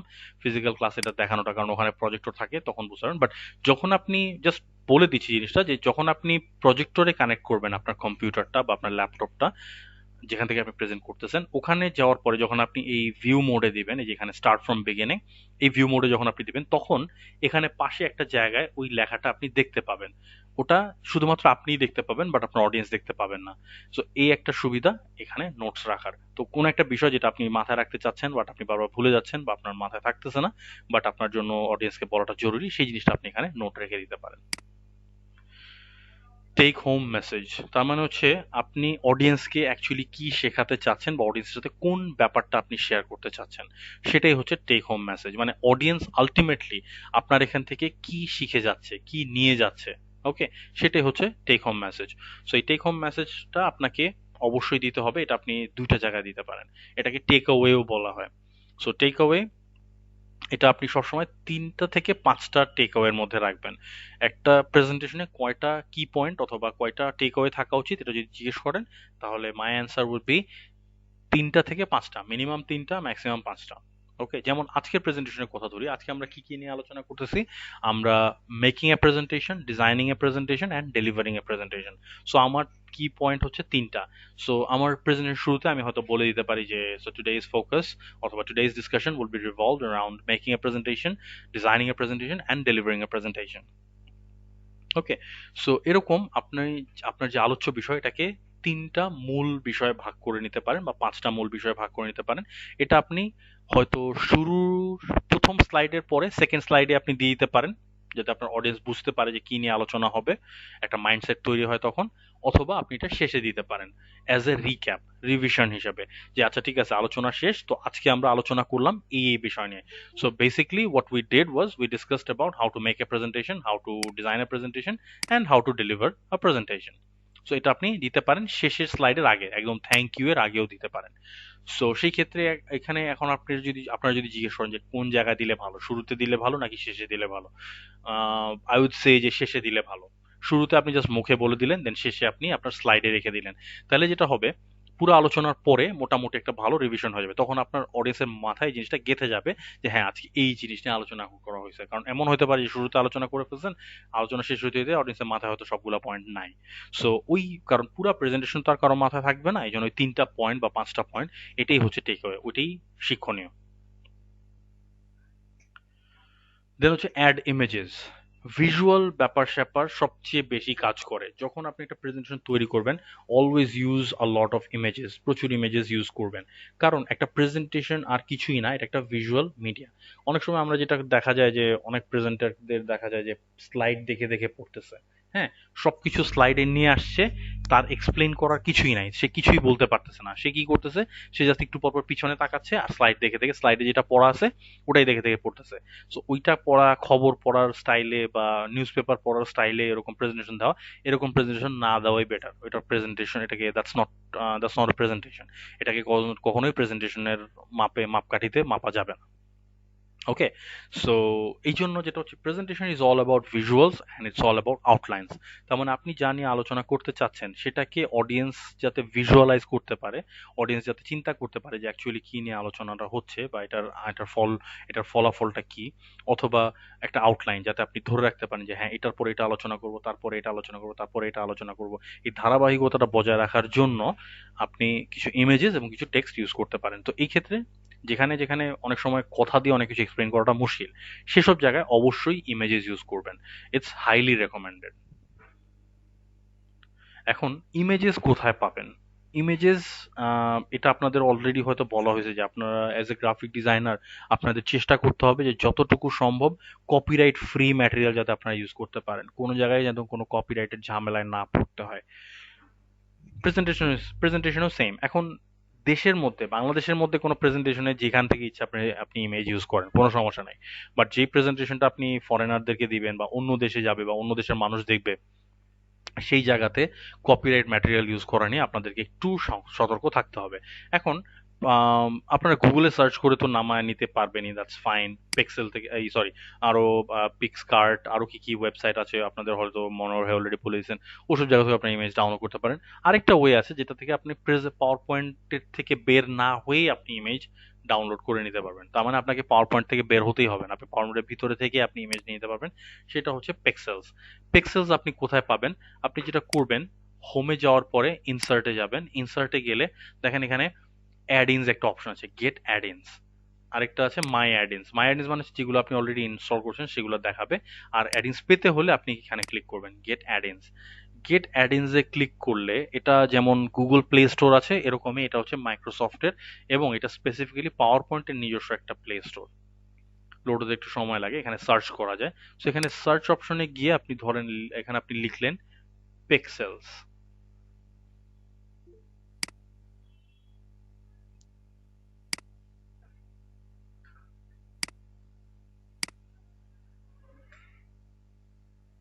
হ্যাঁ, ক্লাস রেকর্ড হচ্ছে।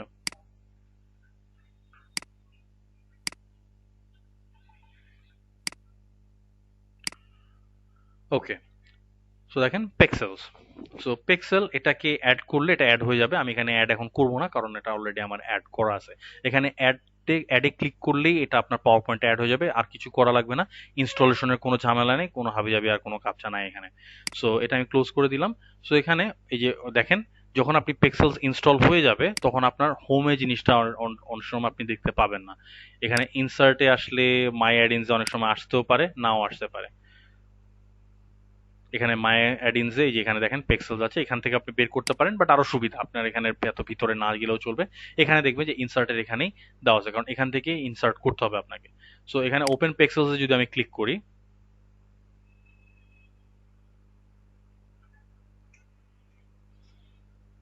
এটা লোড হতে একটু সময় নেয় কারণ এটা বেশ বড় একটা লাইব্রেরি।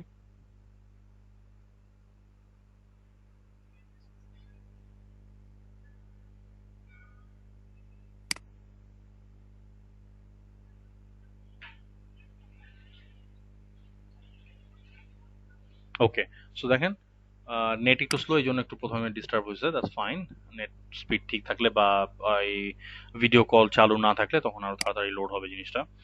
ওকে, সো এখানে দেখেন আমি যদি লিখতে চাই যে ক্লাস বা ক্লাসরুম, আমি লিখলাম ক্লাসরুম। তো ক্লাসরুম লিখে আমি যদি এখানে সার্চ দিই,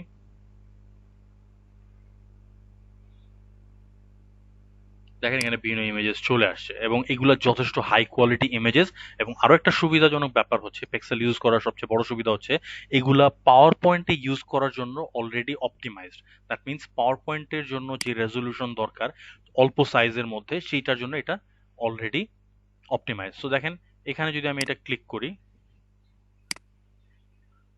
এটা চলে আসলো। এখন আমি এটা ক্লোজ করে দিলাম, আমার এখন আর পিক্সেলের দরকার নেই। তো দেখেন এই ইমেজটা ইটস ফ্রি টু ইউজ, এটা দুইবার চলে আসছে ফর সাম রিজন, একটা আমি ফেলে দিই। ওকে, ওকে, সো এখানে দেখেন এই ইমেজটাকে আমি চাইলে ছোট করতে পারতেছি, বড় করতে পারতেছি, যেভাবে ইচ্ছা ম্যানিপুলেট করতে পারতেছি, ইভেন ক্রপও করতে পারতেছি। এখানে ফরম্যাট অপশনও এটার জন্য অ্যাক্টিভেটেড। সো দেখেন এটাকে আমি চাইলে পুরা স্লাইড জুড়ে এটাকে আমি ব্যাকগ্রাউন্ড হিসেবে ইউজ করতে পারি।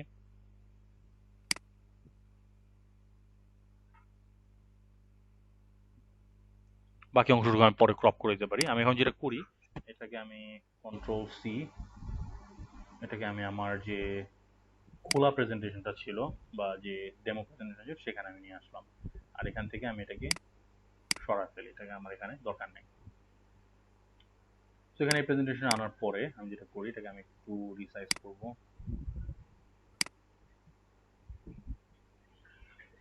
না, খুব বেশি চ্যাপ্টা হয় নাই। বেশি চ্যাপ্টা হলে আমি এটাকে এত চ্যাপ্টা করতাম না।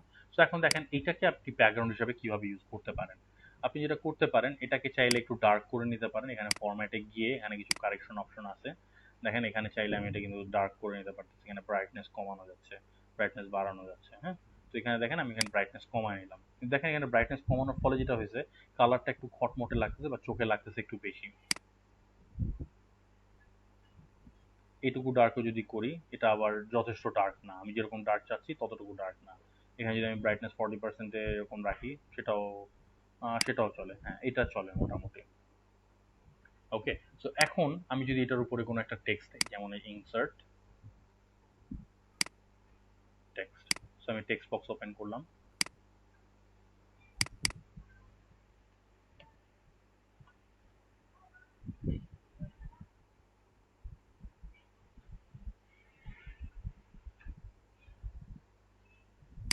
ওকে, সো এখন দেখেন লেখাটা তো দেখা যাচ্ছে না, তো লেখাটাকে আমরা কি করব? লেখাটাকে আমরা সাদা করে নিব, হোয়াইট করে নিব, কারণ যেহেতু আমরা ব্যাকগ্রাউন্ডটা একটু ডার্ক করছি। এখন এটাকে আর একটু বড় করি, তাহলে পড়া যাবে।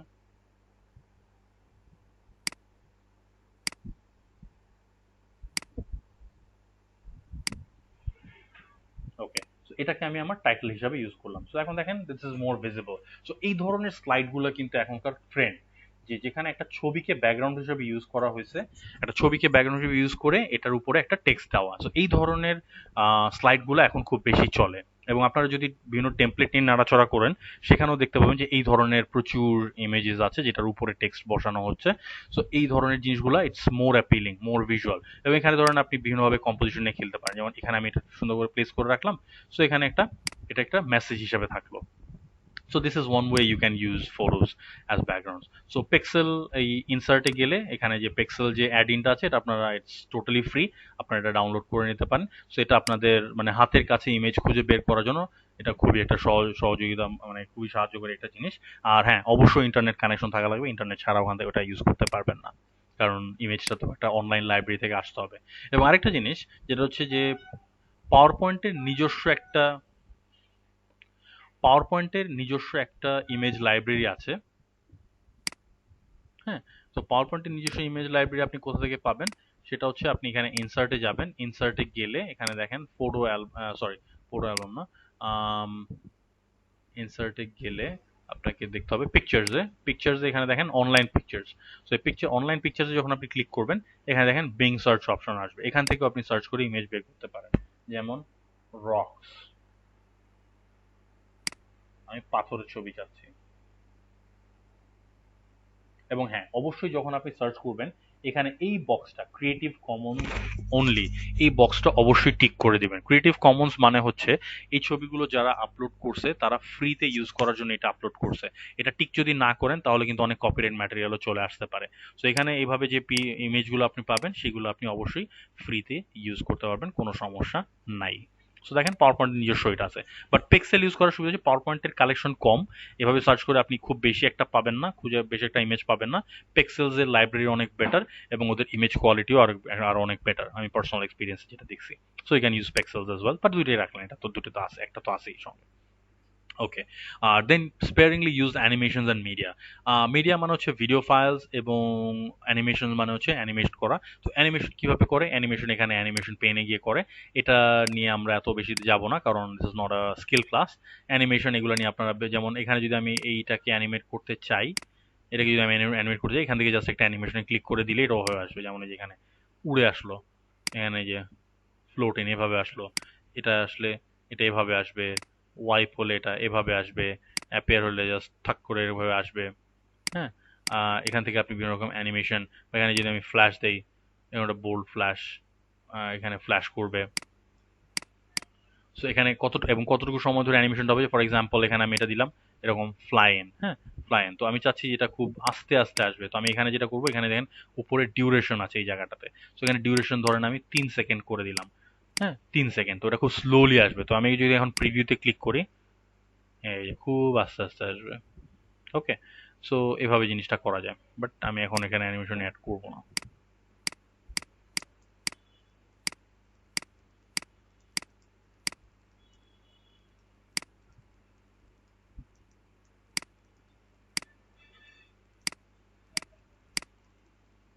ওকে, সো এভাবে আপনি অ্যানিমেশন ইউজ করতে পারেন বা স্লাইড ট্রানজিশন ইউজ করতে পারেন। এটা হচ্ছে স্পেয়ারিংলি, তার মানে হচ্ছে যে যেখানে যতটুকু দরকার ততটুকু ইউজ করবেন, দরকার পড়লে বেশি ইউজ করবেন, দরকার পড়লে কম ইউজ করবেন, totally up to you, totally your choice.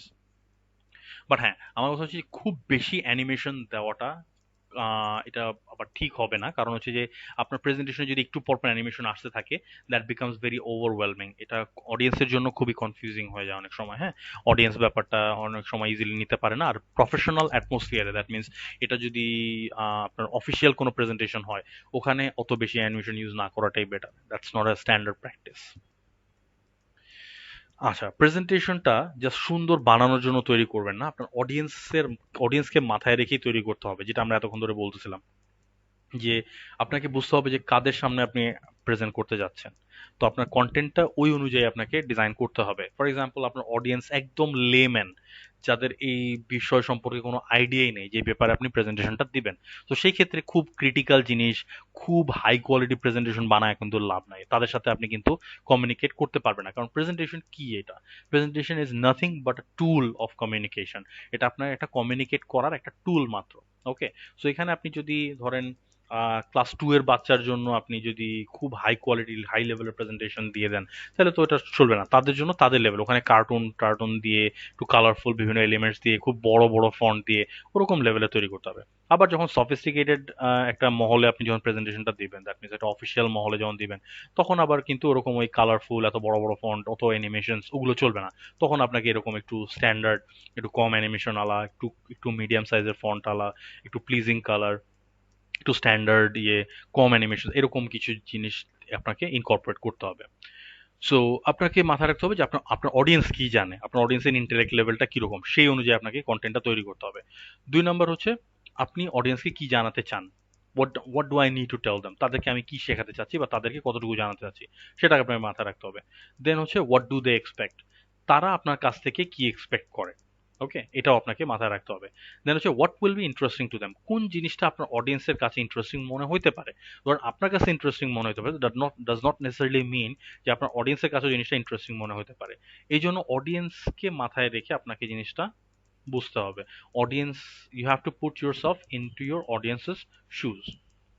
What can I teach them, আপনি তাদেরকে কি জানাতে পারেন, আপনার জানাবার কি আছে সেখানে।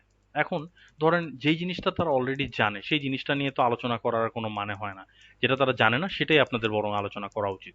আর what will keep them focused, কোন জিনিসটা তাদেরকে ফোকাস রাখতে সাহায্য করবে। যেমন একটা জিনিস, বোরিং জিনিস আপনি জাস্ট এটা নিয়ে আলোচনা করেই যাচ্ছেন, অডিয়েন্স ওটাতে কোনোভাবে কানেক্ট করতে পারতেছে না বা অডিয়েন্সের জিনিসটা ভালো লাগতেছে না, সেই জিনিস রাখার কোনো মানে হয় না। দেন সবচেয়ে বড় ব্যাপার সেটা হচ্ছে practice. Practice your presentation like a professional. Practice করার অনেক ওয়ে আছে। এখন আহ, আপনাদের কাছ থেকে আমি একটু শুনতে চাচ্ছি, আপনারা কারা কারা অলরেডি বিভিন্ন জায়গায় প্রেজেন্টেশন দিয়ে আসছেন। You can turn on your mic, আপনাদের মাইকটা অন করে আমাকে একটু বলেন যে আর আপনারা অলরেডি কারা কারা বিভিন্ন জায়গায় প্রেজেন্টেশন দিয়ে ফেলছেন। এটা হতে পারে একটা স্কুলে, কলেজে বা ভার্সিটিতে বা অফিসে, যে কোনো জায়গায় হতে পারে। আমাকে একটু জানান যে কারা কারা অলরেডি প্রেজেন্টেশন দিয়েছেন। ভার্সিটিতে প্রেজেন্টেশন দিয়েছিলাম। আচ্ছা, এটা কোথায় দেওয়া হয়েছে, কোথায় কোথায়? ভার্সিটিতে আমাদের সেমিস্টার ওয়াইজ ফার্স্ট সেমিস্টারে ইংলিশের অনেক প্রেজেন্টেশন ছিল। ওকে, আপনি কোন কোন সাবজেক্ট নিয়ে পড়াশোনা করেন? আমি হচ্ছে কম্পিউটার সায়েন্স নিয়ে পড়তেছি। কম্পিউটার সায়েন্স, ওকে। আচ্ছা, দ্যাটস ভেরি গুড। সো আপনি ভার্সিটি অলরেডি দিয়ে আসছেন। ওকে, আর কেউ?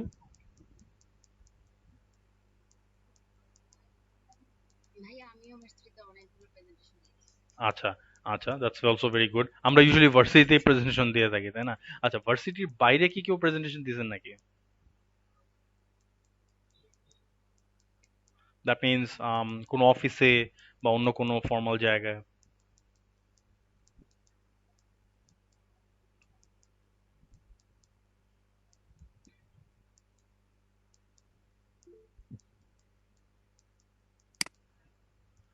আচ্ছা, internship in an office. Yeah, that's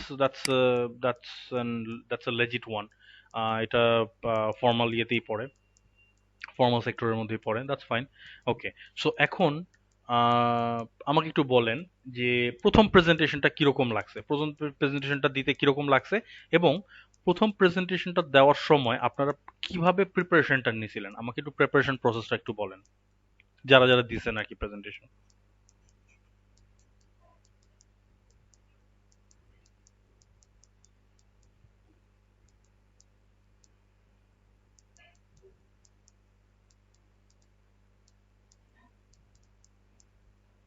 জি ভাইয়া, আমি প্রেজেন্টেশনটা যখন আমার পাওয়ার পয়েন্ট আমি রেডি করি, দেন বাসায় কয়েকবার ওটা দেখে যে বলার প্র্যাকটিস করি, ওকে, দেন অডিয়েন্সের সামনে কিভাবে বলবো, দেন প্রেজেন্টেশনটা সাবমিট করি। আচ্ছা। আহ, আপনি কয়বার এটা প্র্যাকটিস করছিলেন? আপনার কি মনে আছে যে প্রেজেন্টেশনটা দেওয়ার আগে? ভাইয়া কতবার ওরকম হয়তো বা কাউন্ট করি নাই, বাট হুম, যতক্ষণ না আমার ফ্লুয়েন্সি আসতেছিল হুম। ততক্ষণ পর্যন্ত আমি প্র্যাকটিস করতেছিলাম। Fantastic, fantastic. আচ্ছা, বাকিরা কিভাবে প্রিপেয়ার করছেন আমাকে একটু বলেন।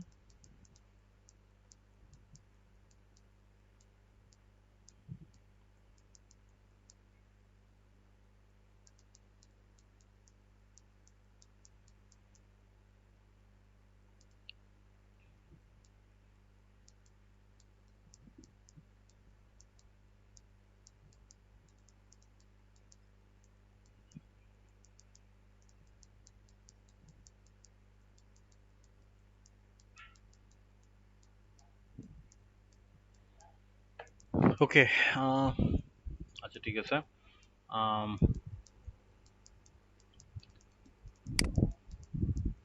ওকে, সো প্র্যাকটিসিং এর ব্যাপারে এখন যদি বলি, সেটা হচ্ছে অনেকে অনেকভাবে প্র্যাকটিস করছেন, আম শিওর, এবং যারা যারা প্রেজেন্টেশন দিয়েছেন তারা আম শিওর যে বিভিন্নভাবে প্র্যাকটিস করছেন। আবার যারা যারা দেন নাই তারা হয়তো বিভিন্নভাবে, যখন এরকম অপরচুনিটি আসবে তখন হয়তো বিভিন্নভাবে আপনারা প্র্যাকটিস করবেন। আম, এখন কিছু স্ট্যান্ডার্ড নিয়ম যেগুলো বলা হয়, বা অনেক ট্রেনিং এ যেগুলো বলে যে আয়নার সামনে দাঁড়ায় প্র্যাকটিস করো, বা কারোর সামনে দাঁড়ায় প্র্যাকটিস করো, বা ঘরের লোকজনের সামনে বা ফ্রেন্ডদের সামনে, ইফ ইউ আস্ক মি কোনটা সবচেয়ে এফেক্টিভ, আই উড সে যে আয়নার সামনে দাঁড়ায়, এটা দ্যাটস দ্য লিস্ট এফেক্টিভ। এটা খুব বেশি একটা কাজে আসবে না। কি জন্য? আয়নার সামনে দাঁড়ায় আপনি আর কাকে দেখতেছেন? আয়নার সামনে দাঁড়ায় তো নিজেকেই দেখতেছেন। তো আপনি আয়নার সামনে আপনি একটু ড্রেস আপ করে পরিপাটি হয়ে আপনি আয়নার সামনে দাঁড়াইলেন। কারণ আয়নার সামনে দাঁড়ায় আপনি নিজেকে দেখে নিজে ইমপ্রেস, যে আরে আমি তো সেরা, আমি বেস্ট, আমার প্রেজেন্টেশন অস্থির। হুম। তো ব্যাপার হচ্ছে যে যাদের এরকম সুপিরিয়রিটি কমপ্লেক্স আছে তারা এরকম করে। আর যাদের ইনফেরিয়রিটি কমপ্লেক্স আছে তারা হয়তো আয়নার সামনে দাঁড়ালে, ইস আমি আমি আমার ইস আমারে দেখতে কিরকম উইয়ার্ড লাগতেছে, কি আজব একটা ব্যাপার, আমি প্রেজেন্টেশন দিব না, প্রেজেন্টেশন কালকে বাজে হবে, ইস না কি বাজে অবস্থা, হ্যান ত্যান হাবি যাবি। সো দুই ধরনের আউটকাম আসতে পারে। It can be very positive, it can be very negative, but you have to find the balance. Okay, so যেটা যেটা হলো, প্র্যাকটিস করার জন্য আয়নার সামনে দাঁড়ানোটা দ্যাটস নট ভেরি এফেক্টিভ। দুই নাম্বার হচ্ছে এখন বাসার লোকজনের সামনে। এখন আপনার বাসার লোকজনের সামনে যে আপনি প্রেজেন্টেশন প্র্যাকটিস করবেন, তারা হয়তো এই ব্যাপারে এক্সপার্ট না। তো তাদের কাছ থেকে যে ফিডব্যাকটা আপনি পাবেন, এটা হয়তো খুব অনেস্ট ফিডব্যাক বা খুব এফেক্টিভ ফিডব্যাক নাও হতে পারে। কারণ আপনি যে প্র্যাকটিসটা করতেছেন, প্র্যাকটিসটা থেকে যে ফিডব্যাকটা আসবে, সেটা কিন্তু আপনার জন্য সবচেয়ে ভ্যালুয়েবল। ওইটার উপরে বেস করে কিন্তু আপনি আপনার ইমপ্রুভমেন্টগুলো করবেন।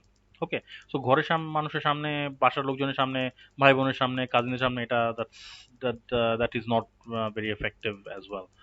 এটা গেল। এখন বন্ধু বান্ধবদের সামনে না, বন্ধু বান্ধবের সামনে করেও তেমন একটা খুব একটা লাভ হয় না, কারণ ওখানে দুষ্টামি হবে বেশি আর কাজের কাজ হবে কম। তো এখন যদি জিজ্ঞেস করেন যে তাইলে কার সামনে প্রেজেন্ট করব বা কিভাবে প্র্যাকটিস করব, বেস্ট হচ্ছে আপনার যে সহপাঠীরা যারা আছে বা আপনার ক্লাসমেট যারা আছে তাদের সাথে আপনি তাদের সামনে প্রেজেন্টেশনটা প্র্যাকটিস করতে পারেন। অথবা যারা প্রেজেন্টেশন এক্সপার্ট, আপনি জানেন যে যারা প্রেজেন্টেশনে ভালো, তাদের সামনে আপনি প্রেজেন্ট করেন। এখন তাদেরকে যদি আপনি হাতের কাছে না পান, সেক্ষেত্রে আপনি কি করতে পারেন? What you can do is you can do it in front of the camera. আপনি আপনার ফোনের ক্যামেরাটা অন করলেন, সুন্দর মতো একটা কোনো একটা কিছুর উপর ঠেকনা দিয়ে বা কোনো একটা ট্রাইপড ইউজ করে ওটার উপর সেট করে আপনি ওটার সামনে আপনার প্রেজেন্টেশনটা দিয়ে ফেললেন। দিয়ে ফেলে ওই ভিডিওটা আপনি তাকে সেন্ড করলেন, অথবা আরো ভালো হচ্ছে ভিডিওটা আপনি নিজেই দেখলেন। কারণ হচ্ছে যখন আপনি অন্য কারো সামনে প্রেজেন্টেশন করে ফেলতেছেন, ওখানে সবগুলা মিস্টেক কিন্তু তারা ধরতে হয়তো নাও পারে। অথবা হয়তো একটা মিস্টেকের কথা বলছে, বাকি অন্য মিস্টেক গুলার কথা বলতে হয়তো মনে নাই। অথবা হয়তো মনে করছে যে না এটা খুব একটা বড় কিছু না। ওকে, কিন্তু যখন আপনি এটা ভিডিও রেকর্ড করে ফেলতেছেন, আপনি যখন আবার প্রেজেন্টেশনটা রেকর্ড করে ফেলতেছেন, তখন আপনার কিন্তু এই মিস্টেক থেকে আপনার পালানোর কোনো ওয়ে নাই। The mistake is right in front of you, staring you in the eye. Okay, so I would say যে if you can record your presentation practice, এবং ওটা দেখে দেখে যদি আপনি নিজেকে ইমপ্রুভ করতে পারেন, এবং যখন আপনি স্মুথ ওয়ান টেকে একটা ভিডিওতে আপনি একটা প্রেজেন্টেশন রেকর্ড করে ফেলতে পারবেন, তখন আপনি বুঝবেন যে না, ইউ আর ট্রুলি রেডি। আপনি যদি ক্যামেরার সামনে দাঁড়ায় একটা প্রেজেন্টেশন পুরাপুরি অনর্গল গড়গড় করে করে বলে ফেলতে পারেন বা প্রেজেন্ট করে ফেলতে পারেন, দ্যাট মিনস এটা আপনি যে কারো সামনেই করতে পারবেন। এবং এটাতে আরেকটা প্যাসিভ উপকার হবে, সেটা হচ্ছে যে আপনার ক্যামেরা শাইনেসটা বা ক্যামেরার সামনে আপনার যে জড়তা সেটাও কেটে যাবে। And it's a fascinating thing, এটাও একটা খুব মজাদার একটা জিনিস। So this is the best way if you ask me to practice presentation. আচ্ছা, 11 নম্বর পয়েন্টটা এটা খুব বেশি একটা ইম্পর্টেন্ট না, এটা আমার একটা পার্সোনাল প্রেফারেন্স। সেটা হচ্ছে যে একটা মুড বোর্ড তৈরি করা। তার মানে হচ্ছে যখন আপনি একটা স্লাইড ডিজাইন করবেন, স্লাইড ডিজাইন করার আগে একটা একটা স্লাইড তৈরি, একটা স্লাইড নিয়ে নেওয়া। ধরেন এখানে আমি এই স্লাইডটা, সরি, হ্যাঁ ধরেন এখানে এই স্লাইডটা ধরেন নাই, হ্যাঁ ওই স্লাইডটা নাই।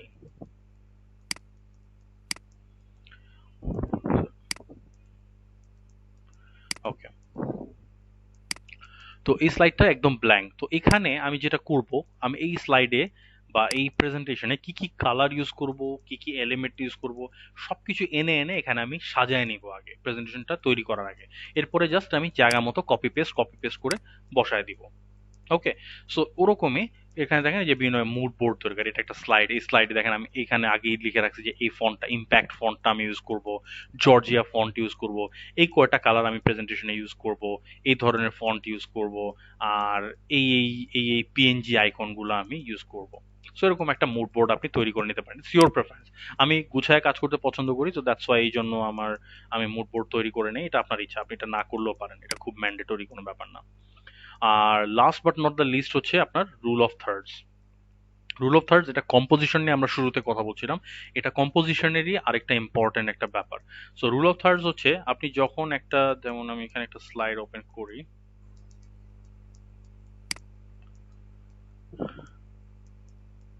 এখানে ধরেন আমি একটা পিএনজি এলিমেন্ট বসাতে চাচ্ছি। আমি যেটা করি, আমি একটা পিএনজি নিয়ে আসি।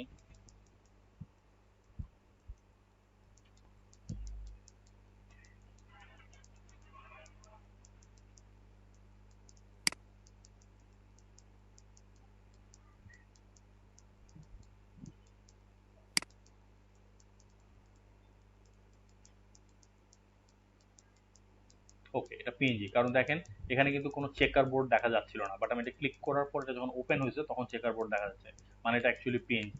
বাট এটা কিন্তু পিএনজি না, কারণ এখানে দেখেন ওপেন করার আগেই চেকার বোর্ড দেখা যাচ্ছে। So this is not true PNG. Okay, so এটা নামায় লাভ নাই, এটা নামাইলেও দেখবেন যে পিছনে ওই এই চেকার বোর্ড রয়ে গেছে। বাট এটা যদি আমি নামাই, এটা যদি আমি এখানে কপি করি, কপি ইমেজ, দেন এখানে আমি যদি এটাকে পেস্ট করি,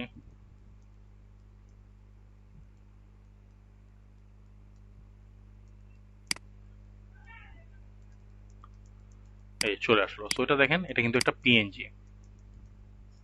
ওকে, সো এখন রুল অফ থার্ড হচ্ছে এই যে ছবিটা, এই ছবিটা আমি এখানে রাখতে চাচ্ছি। এটাকে আমি তিনটা জায়গায় রাখতে পারি। এটাকে আমি চাইলে এই কর্নারে রাখতে পারি, তাহলে হলো কি এই বাকি দুইটা অংশ কিন্তু খালি। এখানে তিনটা ভাগে যদি আমি স্লাইডটাকে ভাগ করি, তাহলে এই বাকি অংশগুলোতে খালি, এখানে আমি ইচ্ছা মতো টেক্সট বসাতে পারতেছি। এটাকে আমি এখানে রাখতে পারি, অথবা এখানে একদম মাঝখানে রাখতে পারি, এই যে একদম মাঝখানে রাখতে পারি, অথবা একদম এই কর্নারে রাখতে পারি। তাইলে হলো কি এখানে জায়গা বাঁচলো, এখানে বাকি অংশটাতে আমি, বাকি জায়গাটুকুতে আমি কিছু না কিছু একটা লিখতে পারবো বা অন্য কোনো এলিমেন্ট ইউজ করতে পারবো।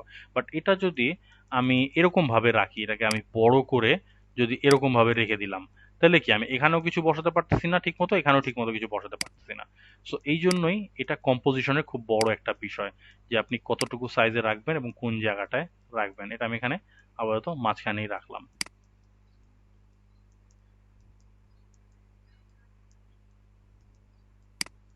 ওরকমই দেখেন এখানে একটা মানুষের ফেস বসানো হয়েছে, তো এখানে দেখেন তিনটা ভাগে এখানে ভাগ করা যায়। তো এখানে আর কোনো এখানে অ্যাকচুয়ালি টেক্সট দেওয়ার কিন্তু জায়গা নেই। তো এখানে যেটা করা যায়, এই জায়গায় নাকের এই জায়গাটায় লেখা যায়, তাহলে এটা কিন্তু অন্যরকম একটা ইমেজ আসবে, এখানে একটা সুন্দর মেসেজ আসবে এবং ওইটার উপরে চোখটা পড়বে সবচেয়ে বেশি। আবার দেখেন এখানে একটা কফি কাপ, এখানে কাপে কফি রাখা আছে, এটা এই সাইডে রাখছে, ফলে কি হয়েছে এই জায়গাটা কিন্তু খালি, এখানে সুন্দর একটা ডেসক্রিপশন বসানো যাচ্ছে, কয়েকটা বুলেট পয়েন্ট এখানে দেওয়া যাচ্ছে। এই আপেলটা যদি এখানে মাঝখানে রাখা হইতো, তাহলে কিন্তু দুই পাশে টেক্সট বসানোটা মুশকিল। তো এটাকে কর্নারে রাখার ফলে যেটা হয়েছে, এই বাকি জায়গাটায় সুন্দর মতো লাইনগুলো লেখা যাচ্ছে। So it's all about common sense আর কি, সোজা কথা। সো এটা ছিল আমাদের ডিজাইনিং যে এলিমেন্ট সেগুলোর ব্যাপারে।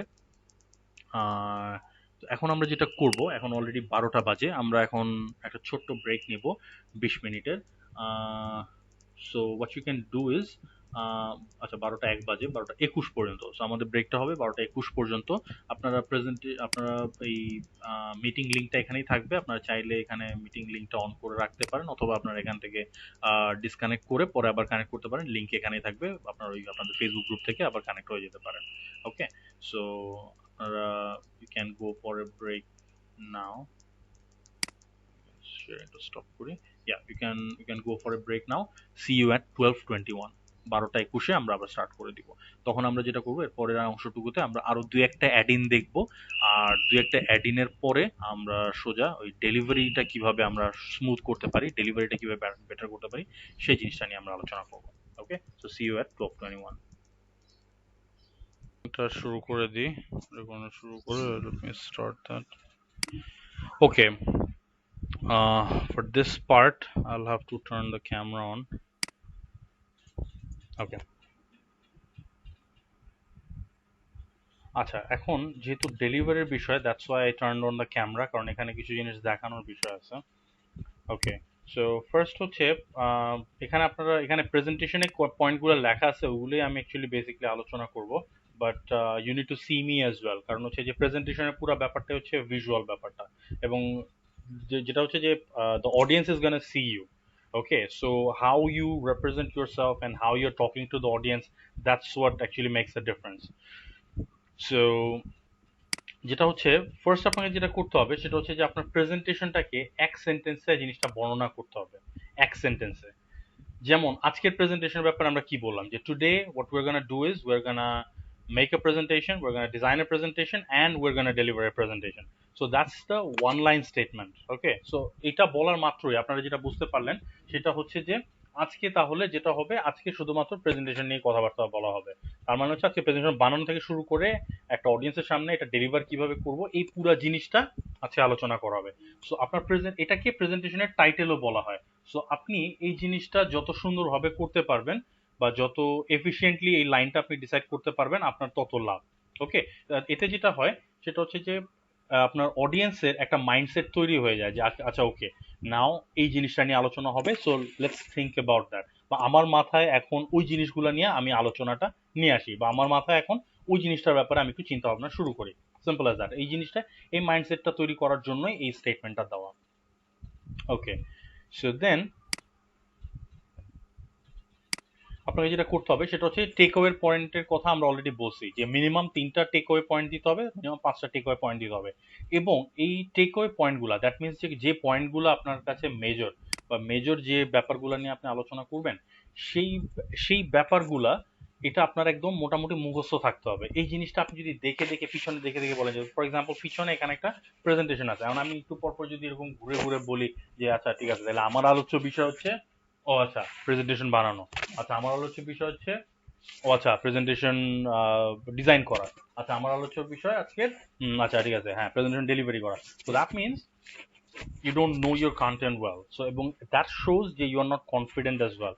এবং এটা হচ্ছে যেটা আপনার আপনার প্রিপারেশনে যে ল্যাকিং আছে, আপনার প্রিপারেশনে যে ঘাটতি আছে, এই জিনিসটাই কনভে করে। So don't read from the slide, at least আপনার যে টেক ওয়ে পয়েন্টগুলো বা আপনার মুখ্য যে পয়েন্টগুলো, আপনার কি পয়েন্টগুলো, এগুলা একদম মুখস্থ করে রাখবেন, এগুলা ইট হ্যাজ টু বি হিয়ার।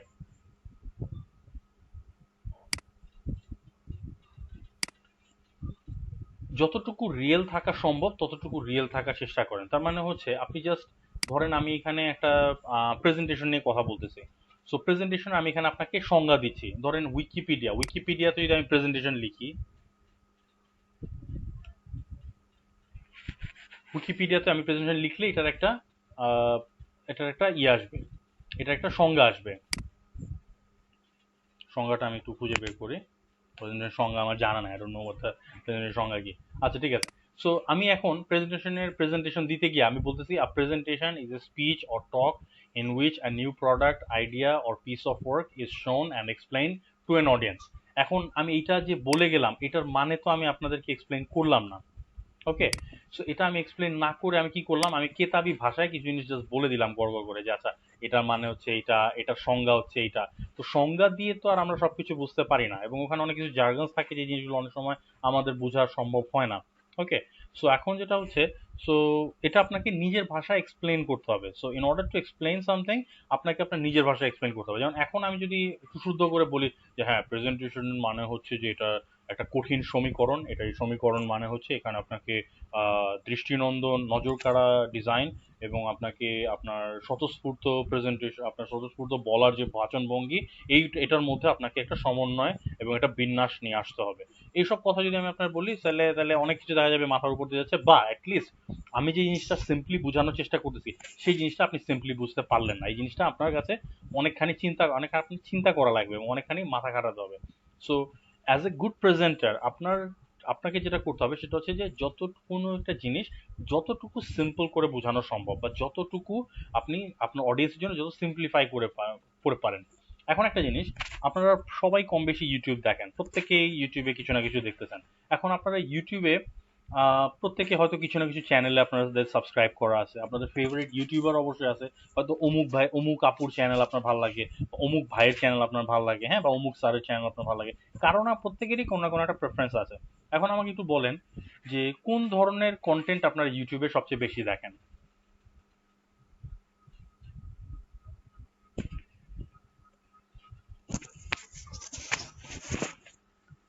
ইউটিউবে আপনাদের কোন ধরনের কন্টেন্ট সবচেয়ে বেশি দেখা হয়? ভাইয়া রান্না বান্না। রান্না বান্না, মেকআপ। এন্টারটেইনমেন্টের মধ্যে আচ্ছা, আসে। রান্না বান্না আর মেকআপ এই দুইটা বাদে আর কি কি দেখা হয়? ভাই ক্রাফটিং হয়, দেন স্পিকিং। অনেক সময় আইএলটিএস এর জন্য প্রিপারেশনের জন্য স্পিকিংটা শেখা হয়েছে। Okay okay, that's a very good thing. আচ্ছা, আর কিছু এর বাদে আর কিছু? এখন দেখি যে ভার্সিটি অনেক লেকচার আমরা দেখি। ওকে ওকে ওকে। এবং গ্রাফিক ডিজাইনের উপরে কিন্তু অনেক চ্যানেল আছে, অনেক টিউটোরিয়াল আছে। হুম। জি ভাই, এটা আপনি, এগুলো দেখা হয়। হ্যাঁ হ্যাঁ, প্রচুর আছে। এখন এখন ধরুন আপনারা যখন একটা চ্যানেলে সাবস্ক্রাইব করতে যান, ফর এক্সাম্পল আপনার একটা চ্যানেল খুঁজে পাইছেন বা একটা ভিডিও দেখতেছেন, এখন ওই চ্যানেলে আপনারা কখন সাবস্ক্রাইব করেন, কি জন্য সাবস্ক্রাইব করেন আমাকে একটু বলেন। ভাইয়া সাবস্ক্রাইব করতে মূলত হুম হুম হুম। ওকে। আর কিছু, আর কেউ কিছু বলবেন? ভাইয়া আমি যে জন্য করি হুম। সেটা হচ্ছে যে তার নেক্সট কি কি আসছে নতুন নতুন সেগুলো আপডেট পাওয়ার জন্য আমি এক্স্যাক্টলি, আপডেটেড থাকার জন্য। তার মানে হচ্ছে নতুন কন্টেন্ট গুলো যাতে আপনি মিস না করেন, সাবস্ক্রাইব করে রাখা। এবং সবচেয়ে বড় কথা যে এটা ইউটিউবটা ইটস অ্যান ইকোসিস্টেম। ইকোসিস্টেম মানে কি, এখানে আপনি তো বেনিফিট অবশ্যই পাচ্ছেন, আপনি বেনিফিট না পেলে তো আর আপনি ভিডিও দেখবেন না, তাই না? আপনি সময় খরচ করে কেন ওই ভিডিওটা দেখবেন? আর যে ইউটিউবার তার কি লাভ হচ্ছে, তার কি বেনিফিট হচ্ছে, তার অডিয়েন্স গ্রো করতেছে। আপনি সাবস্ক্রাইব করলেন, তার সাবস্ক্রাইবার সংখ্যা বাড়লো, সাবস্ক্রাইবার সংখ্যা বাড়লে অন্যান্য সাবস্ক্রাইবাররা সেটা দেখে আরো সাবস্ক্রাইব করবে। এটা করে সেই ইউটিউব থেকে হয়তো একটা প্যাসিভ ইনকাম করতে পারবে ইভেনচুয়ালি। বাট আলটিমেটলি মেইন গোল হচ্ছে তার অডিয়েন্স গ্রো করতেছে। So it's an ecosystem. এখন একটা presentation is kind of like that. একটা ইউটিউবারের চ্যানেলে সাধারণত মানুষ তখনই সাবস্ক্রাইব করে যখন সে যেই টপিকটা নিয়ে আলোচনা করতেছে সেটা খুব সুন্দরভাবে, প্রাঞ্জলভাবে এবং যত সহজভাবে সেই জিনিসটা বোঝায় পারে। সিম্পলিসিটিটা কিন্তু অনেক বড় একটা ব্যাপার। তো এই জন্য প্রেজেন্টেশন আপনি যদি ধরেন একটা ইন্টারনেট থেকে একটা জিনিস জাস্ট কপি করে পেস্ট করে দিলেন, বা একটা বই থেকে পড়ে জিনিস পেস্ট করে দিলেন, বা কোনো একটা জায়গা থেকে কপি করে এনে বসায় দিলেন, আপনি জিনিসটা বুঝলেন না। তো আপনি যদি এই জিনিসটা না বুঝেন, এই জিনিসটা অবশ্যই আপনি কাউকে বোঝাতে পারবেন না। এবং আপনি যদি এটা নিয়ে রিসার্চ না করেন, স্টাডি না করেন, এটা আপনার জন্য এক্সপ্লেন করাটা মুশকিল হয়ে যাবে।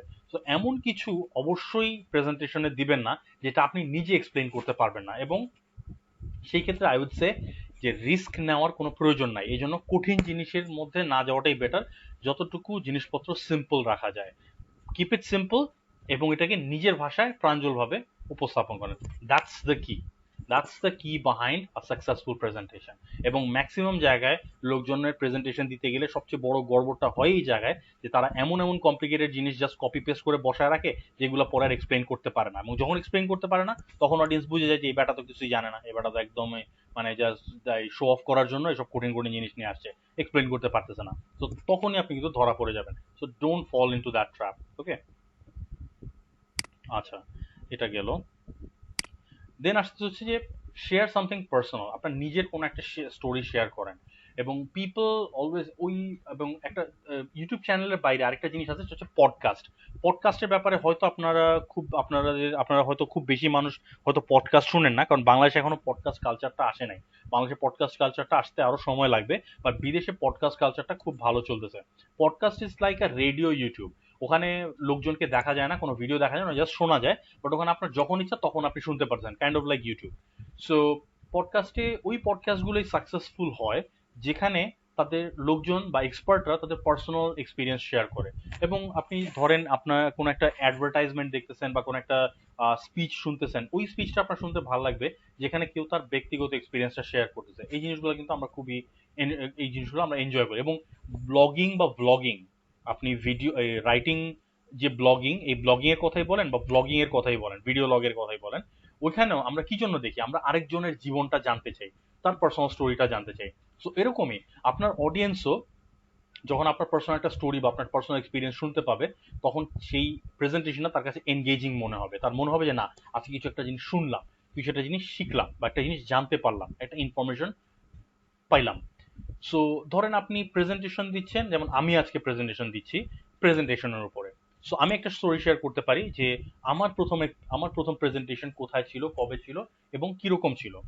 সো আমার প্রথম প্রেজেন্টেশন ছিল আমার ভার্সিটিতে। আমি আমার স্কুল কলেজ লাইফে এবং ভার্সিটি লাইফে কোনো প্রেজেন্টেশন দেই নাই, বাট ভার্সিটি শেষ হওয়ার পরে যখন ফাইনাল প্রজেক্ট হয়, ওই প্রজেক্টের জন্য আমার প্রেজেন্টেশন দেওয়া হয়েছে। এবং আমার লাইফে, আমার একাডেমিক লাইফে, পুরো একাডেমিক লাইফে আমি একবারই প্রেজেন্টেশন দিয়েছিলাম, দ্যাট হচ্ছে ভার্সিটি শেষ হওয়ার পরে, জাস্ট প্রজেক্টের বা থিসিসের সময়। সো ওটা ওয়াজ, মানে ওটা দ্যাট ওয়াজ ডিফারেন্ট স্টোরি। এখন আমি স্টোরিতে বেশি যাচ্ছি না, বাট আমি যদি পার্সোনাল স্টোরিটা শেয়ার করি, তখন you can relate to me যে না, আমরাও তো ওই সময়টা পার করে আসছি। আচ্ছা, উনি ওই সময়টা কিভাবে ট্যাকল করছে, আমরা একটু শুনি যে আচ্ছা কিভাবে উনি জিনিসটা ট্যাকল করছে। আমারও নার্ভাস লাগছে, আপনাদেরও নার্ভাস লাগছে অবশ্যই আপনাদের প্রথম প্রেজেন্টেশনের সময়। So always try to share something personal, that way you can actually engage with the audience a little bit better. So এবং আপনার স্লাইড গুলাকে সিকোয়েন্সিয়ালি সাজাবেন যে কোনটার পরে কোনটা আসবে। ধরেন আপনার ইন্ট্রো, আপনার আপনার নিজের ইন্ট্রোর পরে টপিক ইন্ট্রোডিউসিং, টপিক ইন্ট্রোর পরে হচ্ছে টেক অ্যাওয়ে পয়েন্টস, তারপরে হচ্ছে আপনি এক একটা পয়েন্টের ইলাবোরেশনে গেলেন। সেটা না করে আপনি ধরেন প্রথমে একটা র্যান্ডম পয়েন্টের ইলাবোরেশন নিয়ে আসলেন, তারপর একটা সংজ্ঞা আনলেন, তারপর নিজের ইন্ট্রো দিলেন, তাহলে কি হলো, জিনিসটা খাপছাড়া হয়ে গেল। ওটা না করে স্লাইড গুলাকে একটা সিকোয়েন্স অনুযায়ী সাজাতে হবে। আর প্র্যাকটিসের কথা আমরা অলরেডি বলে ফেলছি, ওটা নিয়ে আর না বললাম। আর এখন স্টেজের ব্যাপার। এখন স্টেজ মানে হচ্ছে যখন আপনি প্রেজেন্টেশন দিতে দাঁড়াবেন, তখন কয়েকটা ক্রুশাল ব্যাপার, এবং এই জিনিসগুলোতে সবচেয়ে বড় মিস্টেক গুলো হয়। ফার্স্ট ফার্স্ট হচ্ছে আপনি কিভাবে দাঁড়াইলেন। যেমন অনেকে দেখা যায় যে এভাবে শক্ত হয়ে রয়েছেন, এভাবে শক্ত হয়ে রয়েছেন। হ্যাঁ, এটা আমার প্রেজেন্টেশন হচ্ছে, এটা কোনো নড়াচড়া নাই, হাত দেখাই যাচ্ছে না। আপনারা আমার হাত দেখতে পাচ্ছেন? নো, এখন আপনারা আমার হাত দেখতে পাচ্ছেন না, আমি জাস্ট এভাবে স্টিফ হয়ে রয়েছি। আপনারা দেখা যায় যে ম্যাক্সিমাম যখনই বলা হয় যে একটা ক্লাসের সামনে দাঁড়া একটা প্রেজেন্টেশন দেন, তখনই দেখা যায় যে লোকজন ওরকম স্টিফ হয়ে যায়, ওকে, নড়াচড়া করতে পারে না, ফ্রিজ হয়ে যায়। এটা দুইটা কারণে হয়। ফার্স্ট অফ অল, এক হচ্ছে আপনি nervous. Second of all, second reason যেটা, সেটা হচ্ছে যে আপনার প্রিপারেশনে ঘাটতি আছে, আপনি জানেন না যে অ্যাকচুয়ালি আপনি কি জিনিস নিয়ে কথা বলবেন। ওকে, সো যখন you see when I turned on the video, the first thing you notice is my hands are moving. আমি বলছি যে হ্যাঁ, এটা বড়, এটা ছোট, বা এই জিনিসটা অনেক ইম্পর্টেন্ট, এই জিনিসটাতে ফোকাস দেওয়া উচিত। এই যে আমি সাইনটা দিলাম যে এখন এই জায়গায় আমি কিন্তু আপনি কি করেছে, আপনার ফোকাসটা টেনে আনতেছি, আপনার অ্যাটেনশনটা আমি টেনে আনতেছি। So this is called hand gesture. So hand gesture is very important when you are presenting in front of an audience. যখন আপনারা একটা অডিয়েন্সকে কোনো একটা জিনিস বোঝাচ্ছেন বা কোনো একটা জিনিস শেখানোর চেষ্টা করতেছেন, you have to use your hand gestures really well. এবং এখানে হ্যান্ড জেস্টার, এখানে প্ল্যান করার কিছু নেই, আপনি এখানে প্ল্যান করতে পারবেন না যে এটা বলার পরে আমি এরকম করব, এটা বলার পর আমি এরকম করব। No, it has to be natural. এটা নর্মালি জিনিসটা আসতে হবে ফার্স্ট। সো আপনি যদি এরকম স্টিফ হয়ে থাকেন, এরকম নড়াচড়া না করেন, একদম এরকম ভাবে থাকে, এভাবে এভাবে দেখতে থাকেন, that's the first sign of nervousness. এটা খুবই বাজে একটা প্র্যাকটিস। 2 number, smile. যখন আপনাদের একটা প্রেজেন্ট করতেছেন, প্রত্যেক সেন্টেন্সের পরে স্মাইল করার দরকার নেই। ধরেন, yeah, today we are gonna learn about presentation. Okay, so how many of you know about presentation, or how many of you have presented in your lifetime? So হালকা একটা স্মাইল, এরকম এইরকম বড় বড় স্মাইল দেওয়ার দরকার নেই, বা হে হে হে হে এরকম স্মাইল দেওয়ার দরকার নেই, জাস্ট নর্মাল একটা স্মাইল, সেটা মুচকি হাসি, দ্যাটস গুড। এটা হচ্ছে যে the speaker is in a good mood. তো আপনি যদি এখন স্পিকার হিসেবে আমি যদি প্রথমে এরকম ভুরু কুচকায় থাকি যে আজকে আমরা আজকে আমরা প্রেজেন্টেশন নিয়ে আলোচনা করব, হ্যাঁ তো আপনাদের কোনো প্রশ্ন থাকলে আমাকে পরে করতে পারেন, তার মানে কি? এর মানে হচ্ছে আমি ইন ব্যাড মুড, আমার মুড খারাপ, হ্যাঁ আমার মুড ভালো নাই। আমি যদি আমার মুড নাও খারাপ থাকে, বাট আমি যদি এরকম ভুরু কুচকা এরকম রিজার্ভ হয়ে থাকি, তার মানে হচ্ছে যে আমার এখন মুড খারাপ। তো সেই ক্ষেত্রে আমার যে অডিয়েন্স, আমার অডিয়েন্স একটু আনইজি ফিল করবে। এবং আমার অডিয়েন্স যেটা করবে, আমার অডিয়েন্সে তখন হয়তো দেখা যাবে যে নিজেদের কোনো কাজে ব্যস্ত হয়ে পড়বে, অথবা সে হয়তো এক কান দিয়ে কথা ঢুকে আরেক কান দিয়ে বের করে ফেলবে, সে তার মাথায় কিছুই থাকবে না। এবং সে হয়তো আমার সাথে ইন্টারাক্টও করতে পারবে না, সে হয়তো আমার সাথে আমাকে কোনো কোয়েশ্চেনও করতে পারবে না। সো এই ক্ষেত্রে বেস্ট হচ্ছে যে be start with a smiling face. So এরকম না যে প্রত্যেক সেন্টেন্সে পড়ে যে হ্যাঁ আজকে আমরা শিখলাম এটা, আবার আজকে আমরা শিখলাম ওইটা। এটা রবি স্টাইল, এটা রবি 10 মিনিট স্কুল স্টাইল। আমরা আমরা আয়মান সাদিক না, আয়মান সাদিক একটু পরপরই ভেটকি মারতে থাকে, I don't like that at all. So সেটা হচ্ছে যে you have to smile, but ওই আয়মান সাদিক স্টাইলে স্মাইল দেওয়ার দরকার নেই, এত বড় একটা স্মাইল দেয় প্রয়োজনের অতিরিক্ত স্মাইল দেওয়ার দরকার নেই। কারণ প্রয়োজনের অতিরিক্ত স্মাইল করলে যেটা হবে, ইউড ইউড লুক গুফি। আপনাকে অডিয়েন্স তখন তখন আবার একদমই সিরিয়াসলি নেবে না, তখন যে তো শুধু শুধুই হাসতেছে, শুধু শুধু ভেটকি মারছে। তো এটা আপনাকে আপনি আপনি আপনার অডিয়েন্সের কাছে হালকা হয়ে যাবেন। So be very careful.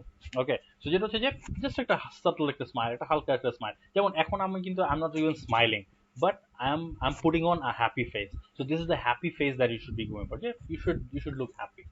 এবং হ্যাপি যখন আপনাকে হ্যাপি মনে হবে, তখন মনে হবে যে না, ইউ আর ওয়েল প্রিপেয়ার্ড, আপনি রিল্যাক্সড আছেন। মানুষ হ্যাপি মোডে কখন থাকে? যখন সে রিল্যাক্স থাকে। আর যখন সে টেন্স থাকে, তখন এই যে এরকম ভুরু কুচকা, আচ্ছা ঠিক আছে, তখন এই যে ভুরু কুচকায় এরকম এরকম একটু স্ট্রিক্ট হয়ে যায়। সো পুরোনো হ্যাপি ফেস, হ্যাপি ফেস মানে হচ্ছে রিল্যাক্সিং ফেস। এবং স্পিকার রিল্যাক্স মানে হচ্ছে স্পিকার ইজ কনফিডেন্ট। একদম খুব ইম্পর্টেন্ট একটা ব্যাপার। এখন 3 নাম্বার ইম্পর্টেন্ট ব্যাপারে আসি, সেটা হচ্ছে আই কন্ট্যাক্ট। চশমা পড়ার কারণে আপনারা হয়তো আমার আই কন্ট্যাক্ট দেখতে পাচ্ছেন না।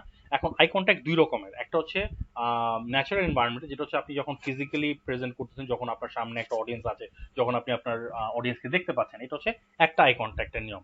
আর 2 নাম্বার হচ্ছে এখন এই যে এইভাবে অনলাইনে যেভাবে আমি আই কন্ট্যাক্ট করছি, এটা হচ্ছে the second way of contacting. তো এই ক্ষেত্রে এখন দেখেন, আপনাদের কি মনে হচ্ছে যে আমি একটু নিচের দিকে তাকায় রয়েছি না? আমার মনে হচ্ছে যে আপনাদের মনে হচ্ছে যে আমি কিবোর্ড দেখতেছি বা নিচে এই টাস্কবারের দিকে তাকায় রয়েছি। এর কারণ হচ্ছে I am looking at the screen, আমি স্ক্রিনে আমাকে দেখতেছি। ওকে, এটা this is not the right way. এখন আপনার যদি এই অনলাইনে আপনার অডিয়েন্সের সাথে আই কন্ট্যাক্ট করতে হয়, তখন আপনাকে তাকাতে হবে হচ্ছে এই যে এই দিকে, আমি যে এখন যেখানে আঙ্গুল রাখলাম এই দিকে। এখন দেখেন আমি যদি এটার দিকে তাকাই, এখন কি মনে হচ্ছে আপনাদের? কি মনে হচ্ছে যে আমি আপনাদের দিকে তাকায় আছি না? কারণ হচ্ছে I am now looking into the camera. So যখন আপনি এরকম স্ক্রিনের দিকে তাকান, বা ইভেন যখন আপনি ফোনে, আপনি যদি আপনার ফোনে যদি আপনি লাইভে যান, বা আপনি যদি ফোনে কারোর সাথে ভিডিও কলিং করেন, তো এই ক্ষেত্রে যেটা হয় যে আমরা স্ক্রিনের দিকে তাকা রাখি। স্ক্রিনের দিকে তাকা থাকলে মনে হবে কি, আপনার বক্তা, আপনি যার সাথে কথা বলছেন, তার মনে হবে যে আপনি একটু নিচের দিকে তাকায় আছেন। আই কন্ট্যাক্টটা কিন্তু তখন হয় না। বাট আই কন্ট্যাক্ট তখনই হবে যখন আপনি ক্যামেরার দিকে তাকাবেন। So for example this is the phone, হ্যাঁ। সো এখানে ফোনে ফ্রন্ট ক্যামেরাটা হচ্ছে উপরে এই জায়গাটায়। সো আমার আমি যখন কথা বলবো, তখন ওইটার দিকে তাকাবো, উপরে ওই ওই ছোট্ট যে ক্যামেরাটা আছে ওইটার দিকে তাকাবো, তখন আমার অডিয়েন্সের মনে হবে যে I am looking at them. Exactly. এবং এখানে এই ল্যাপটপে বা কম্পিউটারে যদি আপনি ওয়েব ক্যাম ইউজ করেন, তখনও লুক ইনটু দ্য ক্যামেরা, তখন আপনার মনে হবে যে you are looking into the audience's eyes. এটা গেল আই কন্ট্যাক্ট। সো যখন অনলাইনে কথা বলছেন, তখন constantly keep looking at the camera. আর যখন লাগছে তখন এদিক ওদিক তাকান, ল্যাপটপের এদিক ওদিক বা স্ক্রিনে তখন তাকান। আর এখন আমরা আসি ফিজিক্যাল অডিয়েন্সের ক্ষেত্রে, সবচেয়ে ইম্পর্টেন্ট যেটা, যখন আপনি ফিজিক্যালি বা অডিয়েন্সের সামনে যখন আপনি প্রেজেন্টেশন দেবেন। সো ওখানে যখন আপনি প্রেজেন্টেশন দিতে যাবেন, ওই ক্ষেত্রে আই কন্ট্যাক্টের নিয়ম হচ্ছে প্রত্যেক জনের দিকে 3 থেকে 5 সেকেন্ড করে তাকানো। প্রত্যেকটা মেম্বার আপনার রুমে, আপনার প্রেজেন্টেশন যেখানে দিচ্ছেন, সেখানে যতজন মানুষ আছে, প্রত্যেক জনের দিকে 3 থেকে 5 সেকেন্ড আপনি তাকাবেন। তো এখন এটা কিভাবে তাকাবেন? এটা কি এরকম 1 2 3 4 5, 1 2 3 4 5, 1 2 3 4 5 এভাবে? No, don't do it like এটা। এটা একদম সাউন্ডস রিয়েলি ক্রিপি।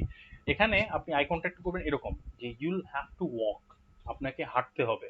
এখানে তো এখন আমি বসে আছি, so I can't show that, আমি দেখাতে পারতেছি না। বাট যখন ক্লাসরুমে বা একটা হলে যখন আপনি থাকবেন, তখন যেটা হবে, ইউল হ্যাভ টু মুভ। তো ধরেন আপনি এদিকে হাঁটতেছেন, যে কথা বলতে আপনি এদিকে হাঁটতেছেন, সো আপনি তখন আই কন্ট্যাক্ট করবেন ওই কর্নারে।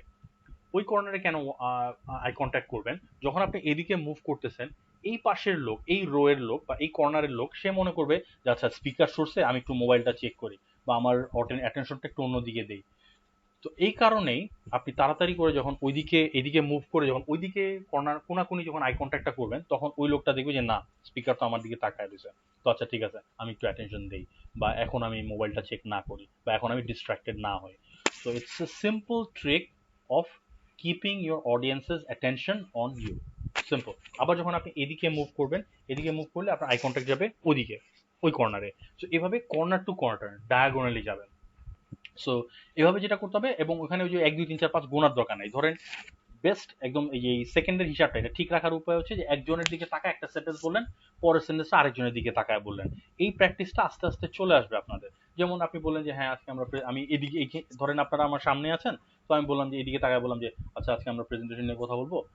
দেন আমি বললাম যে আজকে প্রেজেন্টেশনের আজকে টপিকটা খুবই ইম্পর্টেন্ট, আচ্ছা আপনারা একটু মনোযোগ দেওয়ার চেষ্টা করবেন। সো দেখেন তিনটা সেন্টেন্স আমি তিনজনের দিকে বললাম, এবং ক্লাসরুমে তখন মনে হবে যে না, আমি কিন্তু অ্যাকচুয়ালি সবার দিকেই সমান অ্যাটেনশন দিচ্ছি। এখন আপনি একজনের দিকে তাকায় বা মাঝখানের দিকে তাকায় যদি আপনি পুরো প্রেজেন্টেশন দিয়ে ফেলেন, তার মানে অন্যান্য স্টুডেন্টরা হয়তো লেফট আউট মনে করবে, বা অন্যান্য অডিয়েন্সে যারা মেম্বার আছে, অডিয়েন্সের যারা মেম্বার বা আপনার সামনে যারা আপনার প্রেজেন্টেশন শুনছে, অনেক হয়তো মনে করতে পারে যে না, আমার দিকে অ্যাটেনশন তো তেমন দিচ্ছে না, তো আমিও অ্যাটেনশন দিব না। Attention is about giving and taking. আপনি অ্যাটেনশন দিলে আপনি অ্যাটেনশন পাবেন, সিম্পল অ্যাজ দ্যাট। সো এই জন্য আপনি আপনার সামনে আপনার অডিয়েন্স যারা আছে তাদেরকে সমান পরিমাণ অ্যাটেনশন দেওয়ার চেষ্টা করবেন। সো এইটাই হচ্ছে আই কন্ট্যাক্টের সবচেয়ে বড় সুবিধা। সো আমরা কি দেখলাম? আমরা দেখলাম হচ্ছে হ্যান্ড জেস্টার্স বা বডি ল্যাঙ্গুয়েজ। দেন আমরা 2 নাম্বার দেখলাম হচ্ছে আপনার যে smile, you have to smile, আপনার যে ফেশিয়াল এক্সপ্রেশন, সেটা একটা ব্যাপার। আর 3 নাম্বার হচ্ছে আমরা দেখলাম হচ্ছে আই কন্ট্যাক্ট। এই তিনটা জিনিসের কম্বিনেশন যদি আপনি ঠিকভাবে করতে পারেন, আপনার প্রেজেন্টেশন অবশ্যই অনেক অনেক ভালো হবে। এখন আরেকটা সিক্রেট ট্রিক আছে যেটা আমি আপনাদের সাথে শেয়ার করতে চাচ্ছি, যেটা ইউজুয়ালি কাউকে আমি কোনো প্রেজেন্টেশনে করতে দেখি না, বাট এটা যদি আপনি করতে পারেন ডেফিনেটলি আপনি সবার চেয়ে বেশি মার্কস পাবেন, ডেফিনেটলি। এটা হচ্ছে কোয়েশ্চেন, একটা প্রশ্ন করা। এখন আপনারা জিজ্ঞেস করছেন যে প্রশ্ন কিভাবে, আমি তো প্রেজেন্টেশন দিতে যাচ্ছি, আমি কেন প্রশ্ন করব, আমাকে সবাই প্রশ্ন করবে? নো। আপনার অডিয়েন্স যেমন আপনাকে প্রশ্ন করতে পারবে, আপনিও আপনার অডিয়েন্সকে প্রশ্ন করতে পারবেন। যেমন আজকে আমি আপনাদের একটা প্রশ্ন, প্রেজেন্টেশনের এই পার্টে আসার আগে আপনাদের প্রশ্ন করলাম না যে আপনারা কারা কারা প্রেজেন্টেশন দিচ্ছেন, আমাকে একটু বলেন তো। তো আমি আপনাদের কাছ থেকে কিছু ফিডব্যাক নিলাম, দেন আমি আমার পয়েন্টে চলে গেলাম। সো এক্স্যাক্টলি লাইক দ্যাট, আপনি যেই টপিকটা নিয়ে কথা বলবেন সেই টপিকটা নিয়ে একটা বা দুইটা প্রশ্ন আপনি সব সময় সিলেক্ট করে যাবেন, যে এই দুইটা প্রশ্ন আমি অডিয়েন্সকে জিজ্ঞেস করবো। তো আপনি ধরেন 2 3টা স্লাইড প্রেজেন্ট করে ফেলছেন, তো হঠাৎ করে আপনি আপনার অডিয়েন্সকে একটা প্রশ্ন করে বলেন, আচ্ছা আপনি আপনি একটু বলেন তো যে এটার ব্যাপারে আপনার কি মতামত, বা আপনার কি মনে হয় এই ব্যাপারটা কিরকম হওয়া উচিত। অডিয়েন্স থেকে যে কোনো একজনকে আপনি সিলেক্ট করলেন, তো সে হয়তো অনেক সময় ভাবা চাই যে আরে আরে আমার প্রশ্ন করে বসে হঠাৎ। সো অন্যান্য, সে যেরকম নড়ে চড়ে বসবে, অন্যান্যরাও ওরকম নড়ে চড়ে বসবে। কি জন্য? যে আপনি একে করছেন, আপনি হয়তো আরেকজনকেও প্রশ্ন করতে পারেন। ওকে। লোকজন সবসময় প্রশ্নটা অ্যান্টিসিপেট করতে চায়, বাট অ্যান্টিসিপেট করে পারে না, বা প্রশ্ন যখন রিয়েলি চলে আসে তখন লোকজন অ্যাকচুয়ালি একটু কিংকর্তব্য বিমূঢ় হয়ে যায়, একটু পাজলড হয়ে যায়। সো এই জন্য প্রশ্ন করলে দুইটা সুবিধা। 1 নাম্বার হচ্ছে আপনি আরেকজনকে অপ্রস্তুত করে দিয়ে নিজের কনফিডেন্স শো করতে চান। এটার আপনি প্রশ্ন করতে, আপনার প্রেজেন্টেশনের মাঝখানে আপনি যদি একটা প্রশ্ন করতে পারেন অডিয়েন্সকে, এর মানে হচ্ছে আপনার কনফিডেন্স লেভেল অনেক।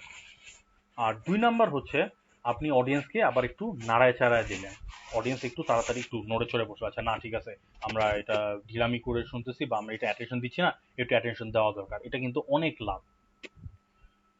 সো এই কোশ্চেনটা আপনি আগে থেকে সিলেক্ট করে যাবেন। এখন অডিয়েন্স প্রশ্নটা অ্যান্সার করার পর কি করবে? এখন ধরেন যে ব্যাপারটা নিয়ে আপনি প্রশ্নটা করবেন সেটার ব্যাপারে অবভিয়াসলি আপনি রিসার্চ করে যাবেন, তো এটার ব্যাপারে অবশ্যই আপনি ভালো করে জানেন। তো তারপরে দেখা যায় অডিয়েন্সের মধ্যে হঠাৎ কিছু পণ্ডিত লোকজন আছে যে খুব জানে, তো সে হয়তো অ্যান্সার দিল, তো তার অ্যান্সারটাকে আপনি কি বলবেন? আপনি হ্যাঁ অ্যাপ্রিসিয়েট করে জানেন, না exactly very good, this is what I wanted two here, এটা বলে আপনি আপনার নিজের পয়েন্টে চলে গেলেন। অথবা আপনার অডিয়েন্স থেকে ধরেন কেউই ঠিক মতো অ্যান্সার করতে পারে নাই, তবে আচ্ছা ঠিক আছে, তাইলে আমরা এক্সপ্লেইন করি, তাহলে এই ব্যাপারটা আমরা একটু বিস্তারিত দেখি যে এই ব্যাপারটা কি। তাইলে আপনার জন্য আরো ব্রাউনি পয়েন্টস, আপনার জন্য আরো সুবিধা যে না, আপনি এখন আপনার অডিয়েন্সকে নতুন কিছু শিখাতে যাচ্ছেন।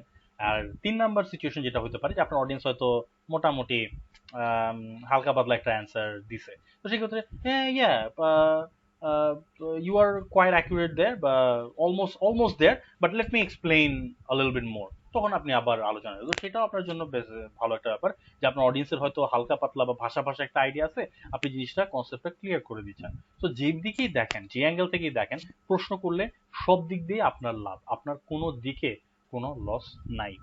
সো এইটা গেল এই চারটা জিনিস। তো আপনি কি করবেন, আপনি স্মাইল করবেন, you have to maintain eye contact, আপনাকে মুভ করতে হবে, আপনাকে পজিটিভ বডি ল্যাঙ্গুয়েজ শো করতে হবে, you have to use hand gestures, আর lastly always use question to your audience. So এই চারটা জিনিস যদি আপনি অ্যাপ্লাই করতে পারেন আপনার প্রেজেন্টেশনে, আপনার চেয়ে ভালো প্রেজেন্টার ওই রুমে থাকবে না, এইটুকু আমি আপনাকে গ্যারান্টি দিয়ে বলতে পারি। বা আপনি যেখানে প্রেজেন্টেশনটা দিবেন, you will have the highest marks, এইটুকু আমি আপনাকে এনশিওর করে দিতে পারি। তো এই জন্য যখনই আপনি প্র্যাকটিস, আমি প্র্যাকটিসের যে কথাটা বলছিলাম যে আপনারা প্র্যাকটিস করবেন, উইথ পারপাস প্র্যাকটিস করবেন। সো এখন যখন আমি বলতেছি যে প্র্যাকটিস করবেন, প্র্যাকটিস করা মানে হচ্ছে এই জিনিসগুলো সহ আপনি যখন প্র্যাকটিস করবেন এই জিনিসগুলো ওই প্র্যাকটিস সেশনে আপনি ইনকর্পোরেট করবেন। যখন আপনি প্র্যাকটিস করতেছেন, হাসি দেওয়ার চেষ্টা করবেন, জায়গায় জায়গায় বডি ল্যাঙ্গুয়েজ ঠিক রাখার চেষ্টা করবেন, একটা প্রশ্ন করবেন। সো এরকম দেখেন, যেমন এখন আমার এই এখানে স্ক্রিন রেকর্ডিং চলতেছে, so I am recording myself. So আমি পরে যদি এই ভিডিওটা চেক করে আই ক্যান সি মাইসেলফ যে আমি কিভাবে আপনাদেরকে প্রেজেন্ট করতেছি। সো এরকমই আপনারা লাগলে কম্পিউটার ওয়েব ক্যাম অন করে একটা স্ক্রিন রেকর্ডার দিয়ে রেকর্ড ইয়োরসেলফ, দেখলেন যে আপনি কোথায় কোথায় ভুল করতেছেন, কোথায় কোথায় আপনি আটকে যাচ্ছেন, কোন জায়গাগুলো ইমপ্রুভমেন্ট দরকার। হ্যাঁ, simple as that. So presentation শুনে সবাই যেরকমটা ঘাবড়ে যায়, অতটা ঘাবড়ানোর কিছু নাই। জাস্ট এই তিনটা চারটা পাঁচটা জিনিস আপনারা যদি একটু ফলো করতে পারেন, you would be amazing. ওকে, নাও ডেলিভারির এতটুকুই, ডেলিভারি নিয়ে এর বেশি কিছু অ্যাকচুয়ালি আর বলার নাই। কারণ এর পরের ব্যাপারটা হচ্ছে যে আপনারা যখন প্রেজেন্ট করবেন তখন ওখানে ধরে ধরে দেখা যাবে যে এখানে এটা, এখানে এটা, এটা কেন। অ্যাকচুয়ালি বেসিক থিওরি এইটুকুই। আচ্ছা, এখন একটা জিনিস আমি আপনাদের সাথে একটু শেয়ার করব, একটা ফাইনাল গিফট এটা বলতে পারেন। এই জিনিসটা অনেকে ইউজ করে আবার অনেকে ইউজ করে না।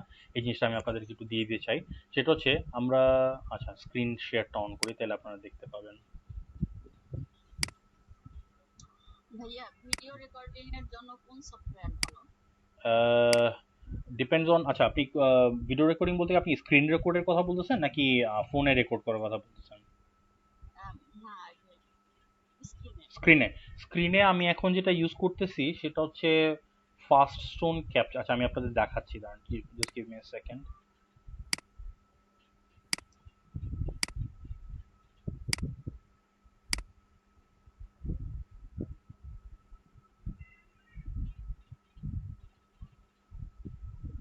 ভালো বলতে তো এখানে কয়েকটা ব্যাপার আছে। এখন আপনি ডিপেন্ড করে যে আপনি কিরকম চাচ্ছেন।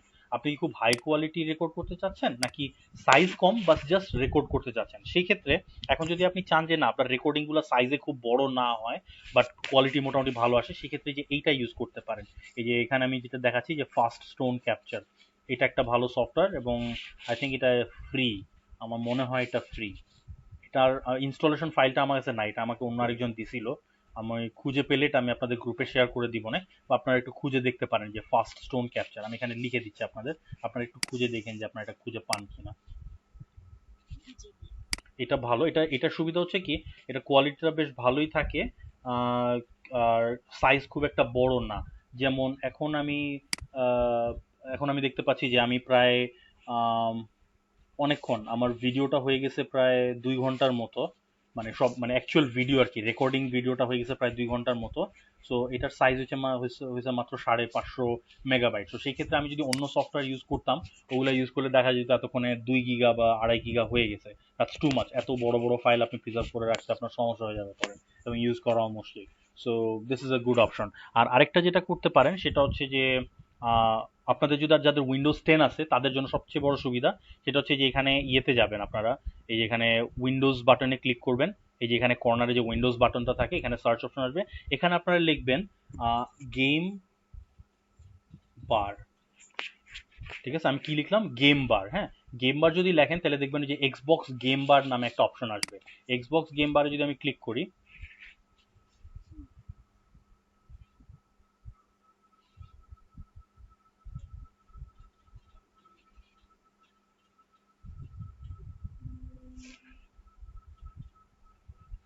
সেকেন্ড আসলো না কেন,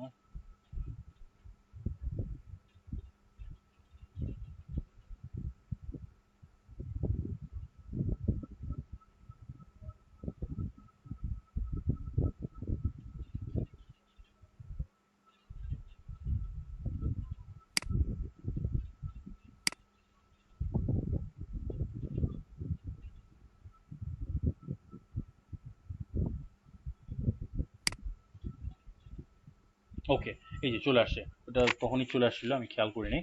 আচ্ছা, সো এই যে এখানে দেখেন এই এক্সবক্স গেম বারে যখন আপনি ক্লিক করবেন, এটা প্রতি উইন্ডোজ 10 যাদের যাদের আছে, এটা সবারই আছে, কারণ এটা বিল্ট ইন একটা টুল। সো আমি মনে করি যে স্ক্রিন ক্যাপচারের জন্য এর চেয়ে সহজ আর কিছু হতে পারে না। সো এখানে যখন যাবেন তখন এই যে এই বারটা আসবে, আপনারা মনে দেখতে পাচ্ছেন না আই থিঙ্ক স্ক্রিনটা। সো এখানে এই উইজেট মেনুটা আসবে। এখানে যে দেখেন এখানে ক্যাপচার একটা অপশন আছে।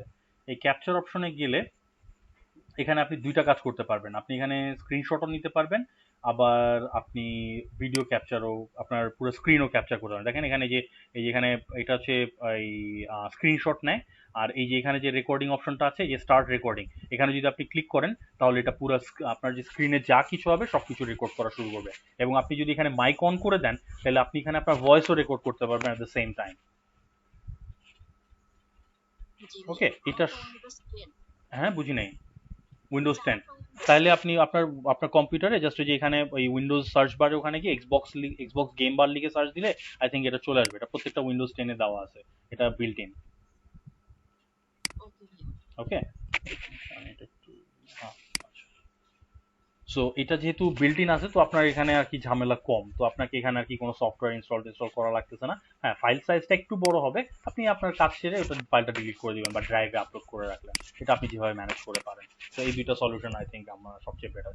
অনেকে উইন্ডোজ 10 এর যে এখানে বিল্ট ইন যে স্ক্রিন রেকর্ডার দিয়ে দেওয়া আছে, এই জিনিসটা অনেকে জানে না, এবং এটা খুব হাই কোয়ালিটি। কি জন্য? এটা ইউজুয়ালি যারা গেম স্ট্রিম করে বা যে অনেক ইউটিউব চ্যানেল আছে না যারা যে গেমিং করে বা গেম দেখায়, ওখানে কিন্তু খুব হাই কোয়ালিটি ভিডিও লাগে, কারণ ওগুলা 4K রেজলিউশন এবং 60 FPS, খুব স্মুথ গেম প্লে রেকর্ড করা লাগে। এই সফটওয়্যারটা সেই গেম প্লে রেকর্ড করতে পারে, সো এটা খুবই হাই কোয়ালিটি। সো এটা ফ্রি হলেও আই থিঙ্ক ফ্রি টুলের মধ্যে এটা one of the best quality আপনাকে দিতে পারবে। সো এটা একটা ভালো জিনিস। ওকে, এটা গেল। সো আচ্ছা, যেটা আমি দেখাতে চাচ্ছিলাম সেটা হচ্ছে আপনাদের পাওয়ার পয়েন্টের জন্য, পাওয়ার পয়েন্টে সুন্দর করার জন্য একটা ফাইনাল গিফট। সেটা হচ্ছে আপনি এখানে ইনসার্টে যাবেন, ইনসার্টে গিয়ে এই যে আমরা গেট অ্যাডিনসে গেছিলাম, গেট অ্যাডিনসে যাবেন। ওখানে গিয়ে এবং অ্যাডিনসের উপরে আমার আরেকটা, আমার ইউটিউব চ্যানেলে আমার একটা ভিডিও করা আছে, ওই ভিডিওটা আমি আপনাদের সাথে শেয়ার করে দিব, তাহলে আপনারা আরো কতগুলো অ্যাডিনসের ব্যাপারে জানতে পারবেন। সো ওগুলো খুবই সিম্পল, ওটা কিভাবে ইউজ করে ওখানে সবকিছু দেওয়া আছে। ওটা আমি আপনাদের ভিডিওটা আমি শেয়ার করে দিব ওই ক্লাস শেষ হলে। তো আপনি এখানে যদি আমি লিখি কমিক, হ্যাঁ কমিক লিখে আমি যদি সার্চ দিই, এই যে এখানে একটা অপশন আসবে সেটা হচ্ছে পিক্সটন কমিক ক্যারেক্টার্স, এবং এটা ফ্রি, এটা রেটিংও যথেষ্ট ভালো। এখানে অ্যাড ক্লিক করলে এটা অ্যাড হয়ে যাবে। এখানে আমার অলরেডি অ্যাড করা আছে, তাই আমি আর অ্যাড করলাম না। এটা অ্যাড করলে এটা দেখা যাবে হচ্ছে আপনার এই হোম অপশনে। তো এই হোম অপশনে আপনি এখানে দেখেন এই যে কমিক ক্যারেক্টার্স নামে এই অপশনটা আসবে। তো ধরেন এরকম জিনিস আপনারা আগেও হয়তো দেখছেন, আমি আবার দেখাচ্ছি। এখানে আপনি যদি ক্লিক করেন পিক্সটন কমিক ক্যারেক্টার্স, এখানে ক্লিক করলে এটা একটু লোড হতে একটু সময় লাগবে।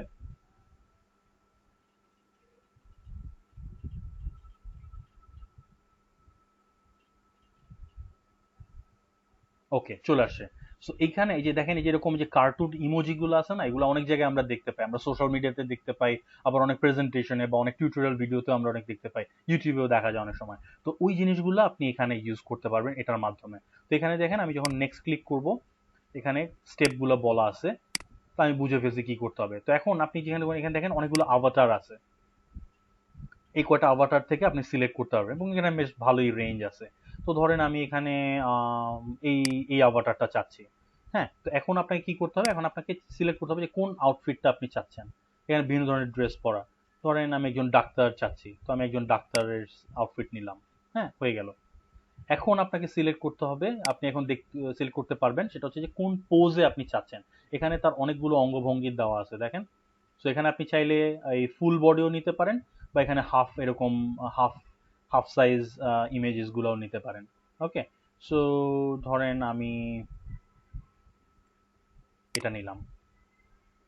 এখন এখানে আরো একটা অপশন আছে, সেটা হচ্ছে আপনি কমিক্সে যেরকম থাকে ওরকম কমিক্সের মতো এরকম আপনি এরকম টেক্সট বক্স ছাড়াও নিতে পারেন, আবার এরকম এরকম ডায়লগ বক্স সহ নিতে পারেন। সো আমি এরকম টেক্সট বক্স সহ লোকটাকে নিচ্ছি।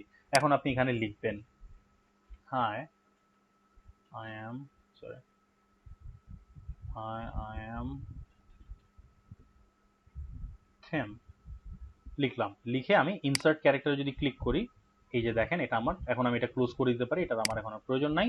এ দেখেন এটা আমার প্রেজেন্টেশনে চলে আসছে, এবং সবচেয়ে বড় সুবিধা হচ্ছে এটা কিন্তু একটা পিএনজি ক্যারেক্টার।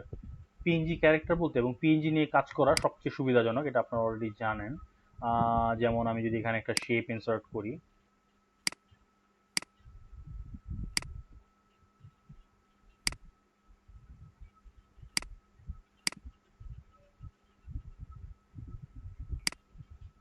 এখন দেখেন এটা দিয়ে আমি দিলে কিন্তু এটা ঢেকে যাচ্ছে, হ্যাঁ, শেপটা। তো আমি এটাকে সামনে আনবো কিভাবে?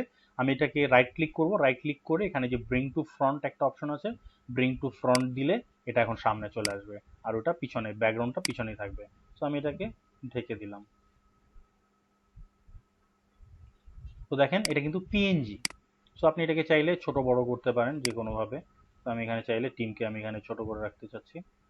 সো হ্যাঁ, আমি টিমকে এখানে, বা চাইলে আপনি এখান থেকে পিক্সটন কমিক ক্যারেক্টার্স, ওখান থেকে আপনি ডায়ালগ বক্স না নিয়ে আপনি যদি আলাদা আপনার নিজের মতো নিজস্ব সাইজের, নিজের পছন্দের সাইজে যদি ডায়ালগ বক্স নিতে চান, তাহলে আপনি যেখানে শেপসে যাবেন, এখানেও দেখেন যে ডায়ালগ বক্স থাকার কথা। See, এই যে কল আউটস, দেখেন এখানে যে কল আউটস আছে। তো এখানে কল আউটস আমি এখান থেকে সিলেক্ট করলাম, সিলেক্ট করে এই যে এখানে কল আউটস বসায় দিলাম।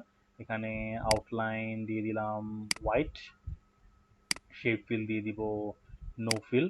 এখানে আমি এটার ভিতরে এখন, সরি, এটার ভিতরে আমি এখন লিখতে পারবো। এটাকে আমি যেটা করি, আমি আউটলাইনটাকে ব্ল্যাক করে দিই, ব্ল্যাক করে দিয়ে এটাকে আমি ফেলে দিই, এটা আমার এখন আর প্রয়োজন নাই। এটার ভিতরে আমি লিখতে পারবো, হাই, আই এম,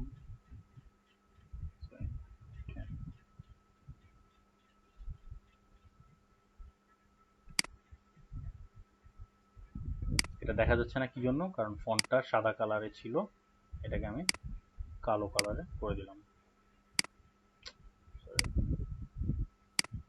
ওকে,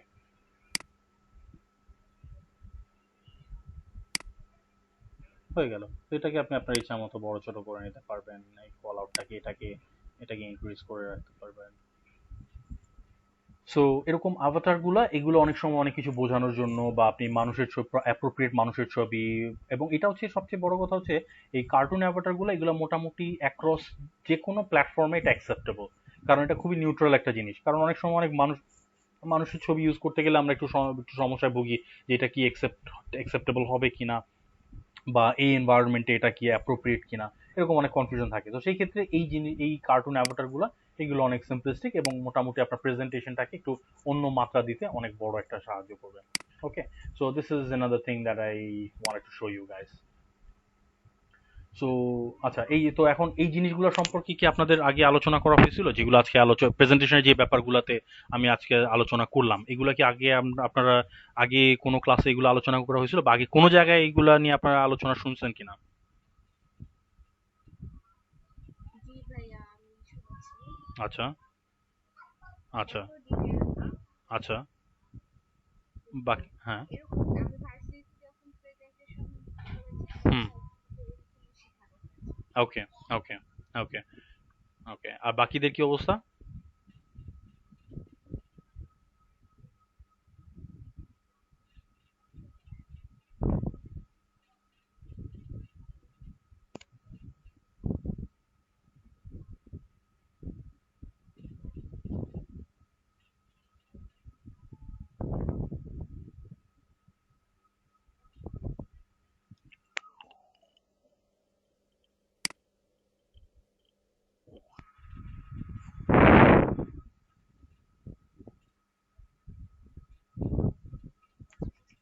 বাকিদের কারো কোনো রেসপন্স নাই এই ব্যাপারে? আপনারা কি এই বিষয়গুলো আগে থেকে জানতেন, নাকি এই জিনিসগুলো আপনারা আজকে হয়তো বা প্রথম শুনছেন বা এরকম কিছু? ভাইয়া, হুম, আমার ভাইয়া কিছু একটা ভিডিও দিয়েছিলেন, ওখান হুম, থেকে কিছুটা বুঝেছি। আচ্ছা, আচ্ছা, ফ্যান্টাস্টিক। আচ্ছা, আর ডেলিভারির ব্যাপারে কিছু আপনারা কি আগে থেকে কিছু এগুলো জানতেন, এগুলো নিয়ে আগে আলোচনা করা হয়েছে? না। ওকে, আচ্ছা, আহ, কিছুটা জানতাম, ওকে, ফ্যান্টাস্টিক। তো যাই হোক, আজকে আমরা মোটামুটি ডিটেলসে, আমরা বলতে গেলে আজকে একদম আম, একদম শুরু থেকে একটা প্রেজেন্টেশনের ইনসেপশন ইয়ে থেকে একদম আমরা একটা প্রেজেন্টেশনের ডেলিভারি পর্যন্ত পুরো প্রসেসটা আমরা আজকে মোটামুটি কভার করে ফেললাম। সো আই থিঙ্ক অনেকখানি ডিটেল আমরা আলোচনা করছি আজকে। ওকে, সো এরপরে এর বেশি মনে হয় না আপাতত দরকার পড়বে, এর বেশি আর অ্যাকচুয়ালি নাইও তেমন কিছু। এরপরে যা আছে it's all about practising and it's all about fine tuning. So fine tuning তখনই সম্ভব এটা অ্যাকচুয়ালি, কারণ প্রেজেন্টেশন ইটস আ ফিজিক, এটা depends on the physical appearance. কারণ হচ্ছে এটা আপনি ফিজিক্যালি যদি একটা অডিয়েন্সের সামনে না দাঁড়ান, তখন আর তার আগ পর্যন্ত আপনি বুঝতে পারবেন না, তার আগ পর্যন্ত it's just theory. Okay, so যখন যদি আপনাদের ফিজিক্যাল প্রেজেন্টেশন হয়, দ্যাট মিনস আপনাদের যদি এরকম ক্লাসরুমে প্রেজেন্টেশন দিতে হয়, তখন ওরকম হয়তো কিছু ফাইন টিউনিং আরো করে দেওয়া যাবে। বাট থিওরি অ্যাকচুয়ালি, বা থিওরি বা বোঝানোর মতো বিষয় এই পর্যন্তই। আর মোটামুটি প্রেজেন্টেশন কিভাবে বানাতে হবে, প্লাস প্রেজেন্টেশনে কিছু আরো এক্সট্রা ফ্লেয়ার কিভাবে আপনি অ্যাড করবেন, সেগুলো তো আমরা দেখায় দিলামই। এর আরো যে সাপোর্টিং ম্যাটেরিয়াল আছে ওগুলো আমি আপনাদের গ্রুপে পোস্ট করে দিচ্ছি। সো প্রেজেন্টেশনে বলতে গেলে এই পর্যন্তই। এখন নেক্সট ক্লাসে যেটা হবে, নেক্সট ক্লাসে যেটা আপনাদের করতে হবে সেটা হচ্ছে আপনারা এরকম আপনারা কি মনোহর ভাই কি এরকম অ্যাসাইনমেন্ট সাবমিট করছিলেন, প্রেজেন্টেশন বানায় আপনারা সাবমিট করছিলেন? জি ভাইয়া, আমাদের ক্লাস হয়েছে। আচ্ছা, দ্যাটস ডান না? But did you present it? আপনারা কি এটা প্রেজেন্ট করছিলেন? আমরা গ্রুপে দিয়েছিলাম। হ্যাঁ, না ওইটা না, মানে আপনারা কি এটা প্রেজেন্ট করছিলেন কিনা, দ্যাট মিনস এটা ডেলিভারি করছিলেন কিনা, দ্যাট মিনস যেমন আজকে। না ভাইয়া, আমরা ওইভাবে প্রেজেন্ট করি নাই, বাট আমরা এক্স্যাক্ট। জাস্ট আমাদের যে পিপিটেক্স ফাইলটা ওটা হুম। সাবমিট করছি। হ্যাঁ, ফাইল সাবমিশন আর delivery is not the same thing. Okay, আপনার প্রেজেন্টেশন মানে হচ্ছে, প্রেজেন্টেশন দেওয়া মানে হচ্ছে যে এই যে যেমন আমি একটা স্লাইড দেখায় দেখায় এক্সপ্লেইন করলাম, দিস ইজ দ্য প্রেজেন্টেশন, মানে যে সোজা হচ্ছে যে আপনি একটা প্রেজেন্টেশন দিচ্ছেন। ওকে, সো এই জিনিসটা আপনাদের করা হয় নাই। সো নেক্সট ক্লাসে আমরা যেটা করব, আপনাদের আমি আর বলবো না যে নতুন করে প্রেজেন্টেশন বানান, খামাখা এটা নিয়ে পিছনে সময়, এটা আপনারা যেহেতু একবার বানাইছেন, এটা আপনারা আবারও বানাইতে পারবেন, এটা নতুন করে এটার পিছনে সময় দেওয়ার কিছু নাই। আপনারা যে প্রেজেন্টেশনগুলো তৈরি করছিলেন, আই হোপ আপনাদের কাছে ওগুলো এখনো আছে। ওখান থেকে আহ, হয়তো র্যান্ডমলি কয়েকজনকে, আমি আপনাদের কাছের মধ্যে থেকে আমি র্যান্ডমলি হয়তো নেক্সট ক্লাসে কয়েকজনকে সিলেক্ট করব, যারা প্রেজেন্ট করবেন কিভাবে। You don't need to turn on the video camera on করে, যেরকম আজকে আমি ভিডিও ক্যামেরা অন করে যেভাবে প্রেজেন্ট করলাম, এভাবে যদি আপনি করতে চান ইউ ক্যান ডু ইট, এটা আপনার ইচ্ছা। এভাবে না করে আপনি যদি জাস্ট প্রথম পার্টে আমি যেভাবে প্রেজেন্টেশনটা দিছি, দ্যাট মিনস প্রেজেন্টেশন স্লাইড দেখায় দেখায় যেভাবে আমি কথা বলছি, ওভাবে যদি আপনি করতে চান সেভাবে আপনি করতে পারেন। এখানে দেখবেন গুগল মিটে যে প্রেজেন্ট স্ক্রিন নামে একটা অপশন আছে, you can do it from there. তারপর আর যদি আপনি ভিডিও ক্যামেরা অন করে ওয়েব ক্যাম দিয়ে আপনি যদি করতে চান, সেটা আপনি করতে পারেন, totally up to you. So আপনাদের যারা যারা উপস্থিত আছেন এবং যারা যারা উপস্থিত নাই, সবাইকে, যারা যারা উপস্থিত নেই তাদেরকে একটু জানাই দিন যে নেক্সট দিন আমি আপনাদের মধ্য থেকে র্যান্ডম কয়েকজনকে বলবো প্রেজেন্টেশন দিতে, বিকজ আপনাদের প্রেজেন্টেশন ডেলিভারিটা ফাইন টিউন করাটা এটা খুবই জরুরি, খুবই দরকার। এবং আরেকটা ব্যাপার, এখন এত কিছু যেটা নিয়ে আলোচনা করলাম, এখন ফ্রিল্যান্সার হিসেবে আপনাদের প্রেজেন্টেশনটা কোথায় কোথায় লাগবে? ফ্রিল্যান্সার হিসেবে আপনাদের প্রেজেন্টেশনটা লাগবে হচ্ছে যখন আপনি কোনো একটা মকআপ কাস্টমারকে দেখাবেন, বা কোনো একটা মকআপ বা কোনো একটা ডিজাইন আপনি আপনার কাস্টমারকে একটু বোঝানোর চেষ্টা করতেছেন, সেখানে আপনার এই প্রেজেন্টেশন স্কিলস কাজে লাগবে, কারণ it's all about representing yourself এবং রিপ্রেজেন্টিং ইয়োর প্রোডাক্ট। আর 2 নাম্বার হচ্ছে যখন আপনি বড় কোনো প্রজেক্ট নিতে যাবেন, ফাইভারে এবং আপওয়ার্কে 2 ধরনেরই কাজ আছে, ছোট ছোট এরকম $5, $10, $15, $20 এরকম কাজও আছে। আবার $150, 200, 300, ইভেন $700-800 অর্ডারও আমি দেখছি, বড় বড় প্রজেক্ট যেগুলো। সো ওই ধরনের বড় প্রজেক্টগুলো যখন আপনি নিতে যাবেন, তখন কিন্তু আপনাকে ইন্টারভিউ দিতে হবে। আপনার যে ক্লায়েন্ট তখন আপনার ইন্টারভিউ নিবে, এবং ইন্টারভিউতে আপনাকে কিন্তু নিজেকে রিপ্রেজেন্ট করতে হবে, এবং আপনার আপনার যে স্যাম্পলগুলো ওগুলো প্রেজেন্ট করতে পারতে হবে।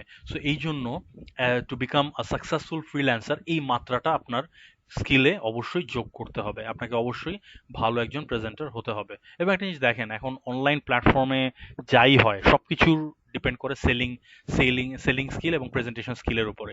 এই যে ইউজুয়ালি দেখা যায় যে ফেসবুক লাইভে অনেক আপুরা এসে বিভিন্ন ড্রেস শো করে, বিভিন্ন প্রোডাক্ট শো করে, সবাই ওটা দেখে দেখে ওখান থেকে দেখে ইন্সপায়ার্ড হয়, বিভিন্ন জিনিস হয়তো পারচেস করে অনলাইনে। তো এই জিনিসটা কিভাবে হয়? এটাও কিন্তু তাদের প্রেজেন্টেশন স্কিলের কারণেই হয়। তো প্রেজেন্টেশন স্কিল, সেলস স্কিল, এই সবগুলা কিন্তু একসাথে জড়িত। সো এই জন্য you have to have proper presentation skill.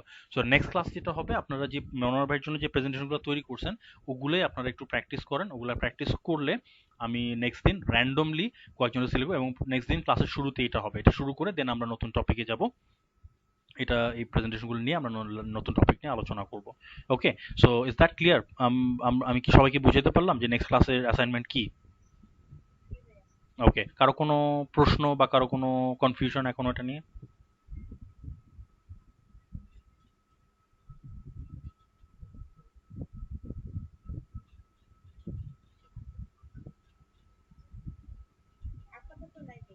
ওকে, তারপরে কোনো কনফিউশন থাকলে কোনো সমস্যা নাই, ফেসবুকে আপনারা ওই যে আপনাদের যে গ্রুপটা আছে ওখানে আমি যেই সব জায়গায় যেই পোস্টগুলো আমি দিই ওখানে কোনো একটা কমেন্টে ওখানে আপনার কোয়ারিটা ড্রপ করলেও হবে, I will get to that, কোনো সমস্যা নেই। Okay, okay, no problem. So আপনাদের যেটা করি, আমি আপনাদের অ্যাটেন্ডেন্স নিয়ে আজকের মতো ক্লাস এখানে শেষ করে দিই। আর ভিডিও রেকর্ডিংটাও হয়ে গেছে, আমি এটা কিছু যতটুকু আপলোড হতে যতটুকু সময় লাগে আপলোড হওয়া মাত্রই আমি ওটা ইয়ে করে দিব, আপনাদের গ্রুপে পোস্ট করে দিচ্ছি। ওকে।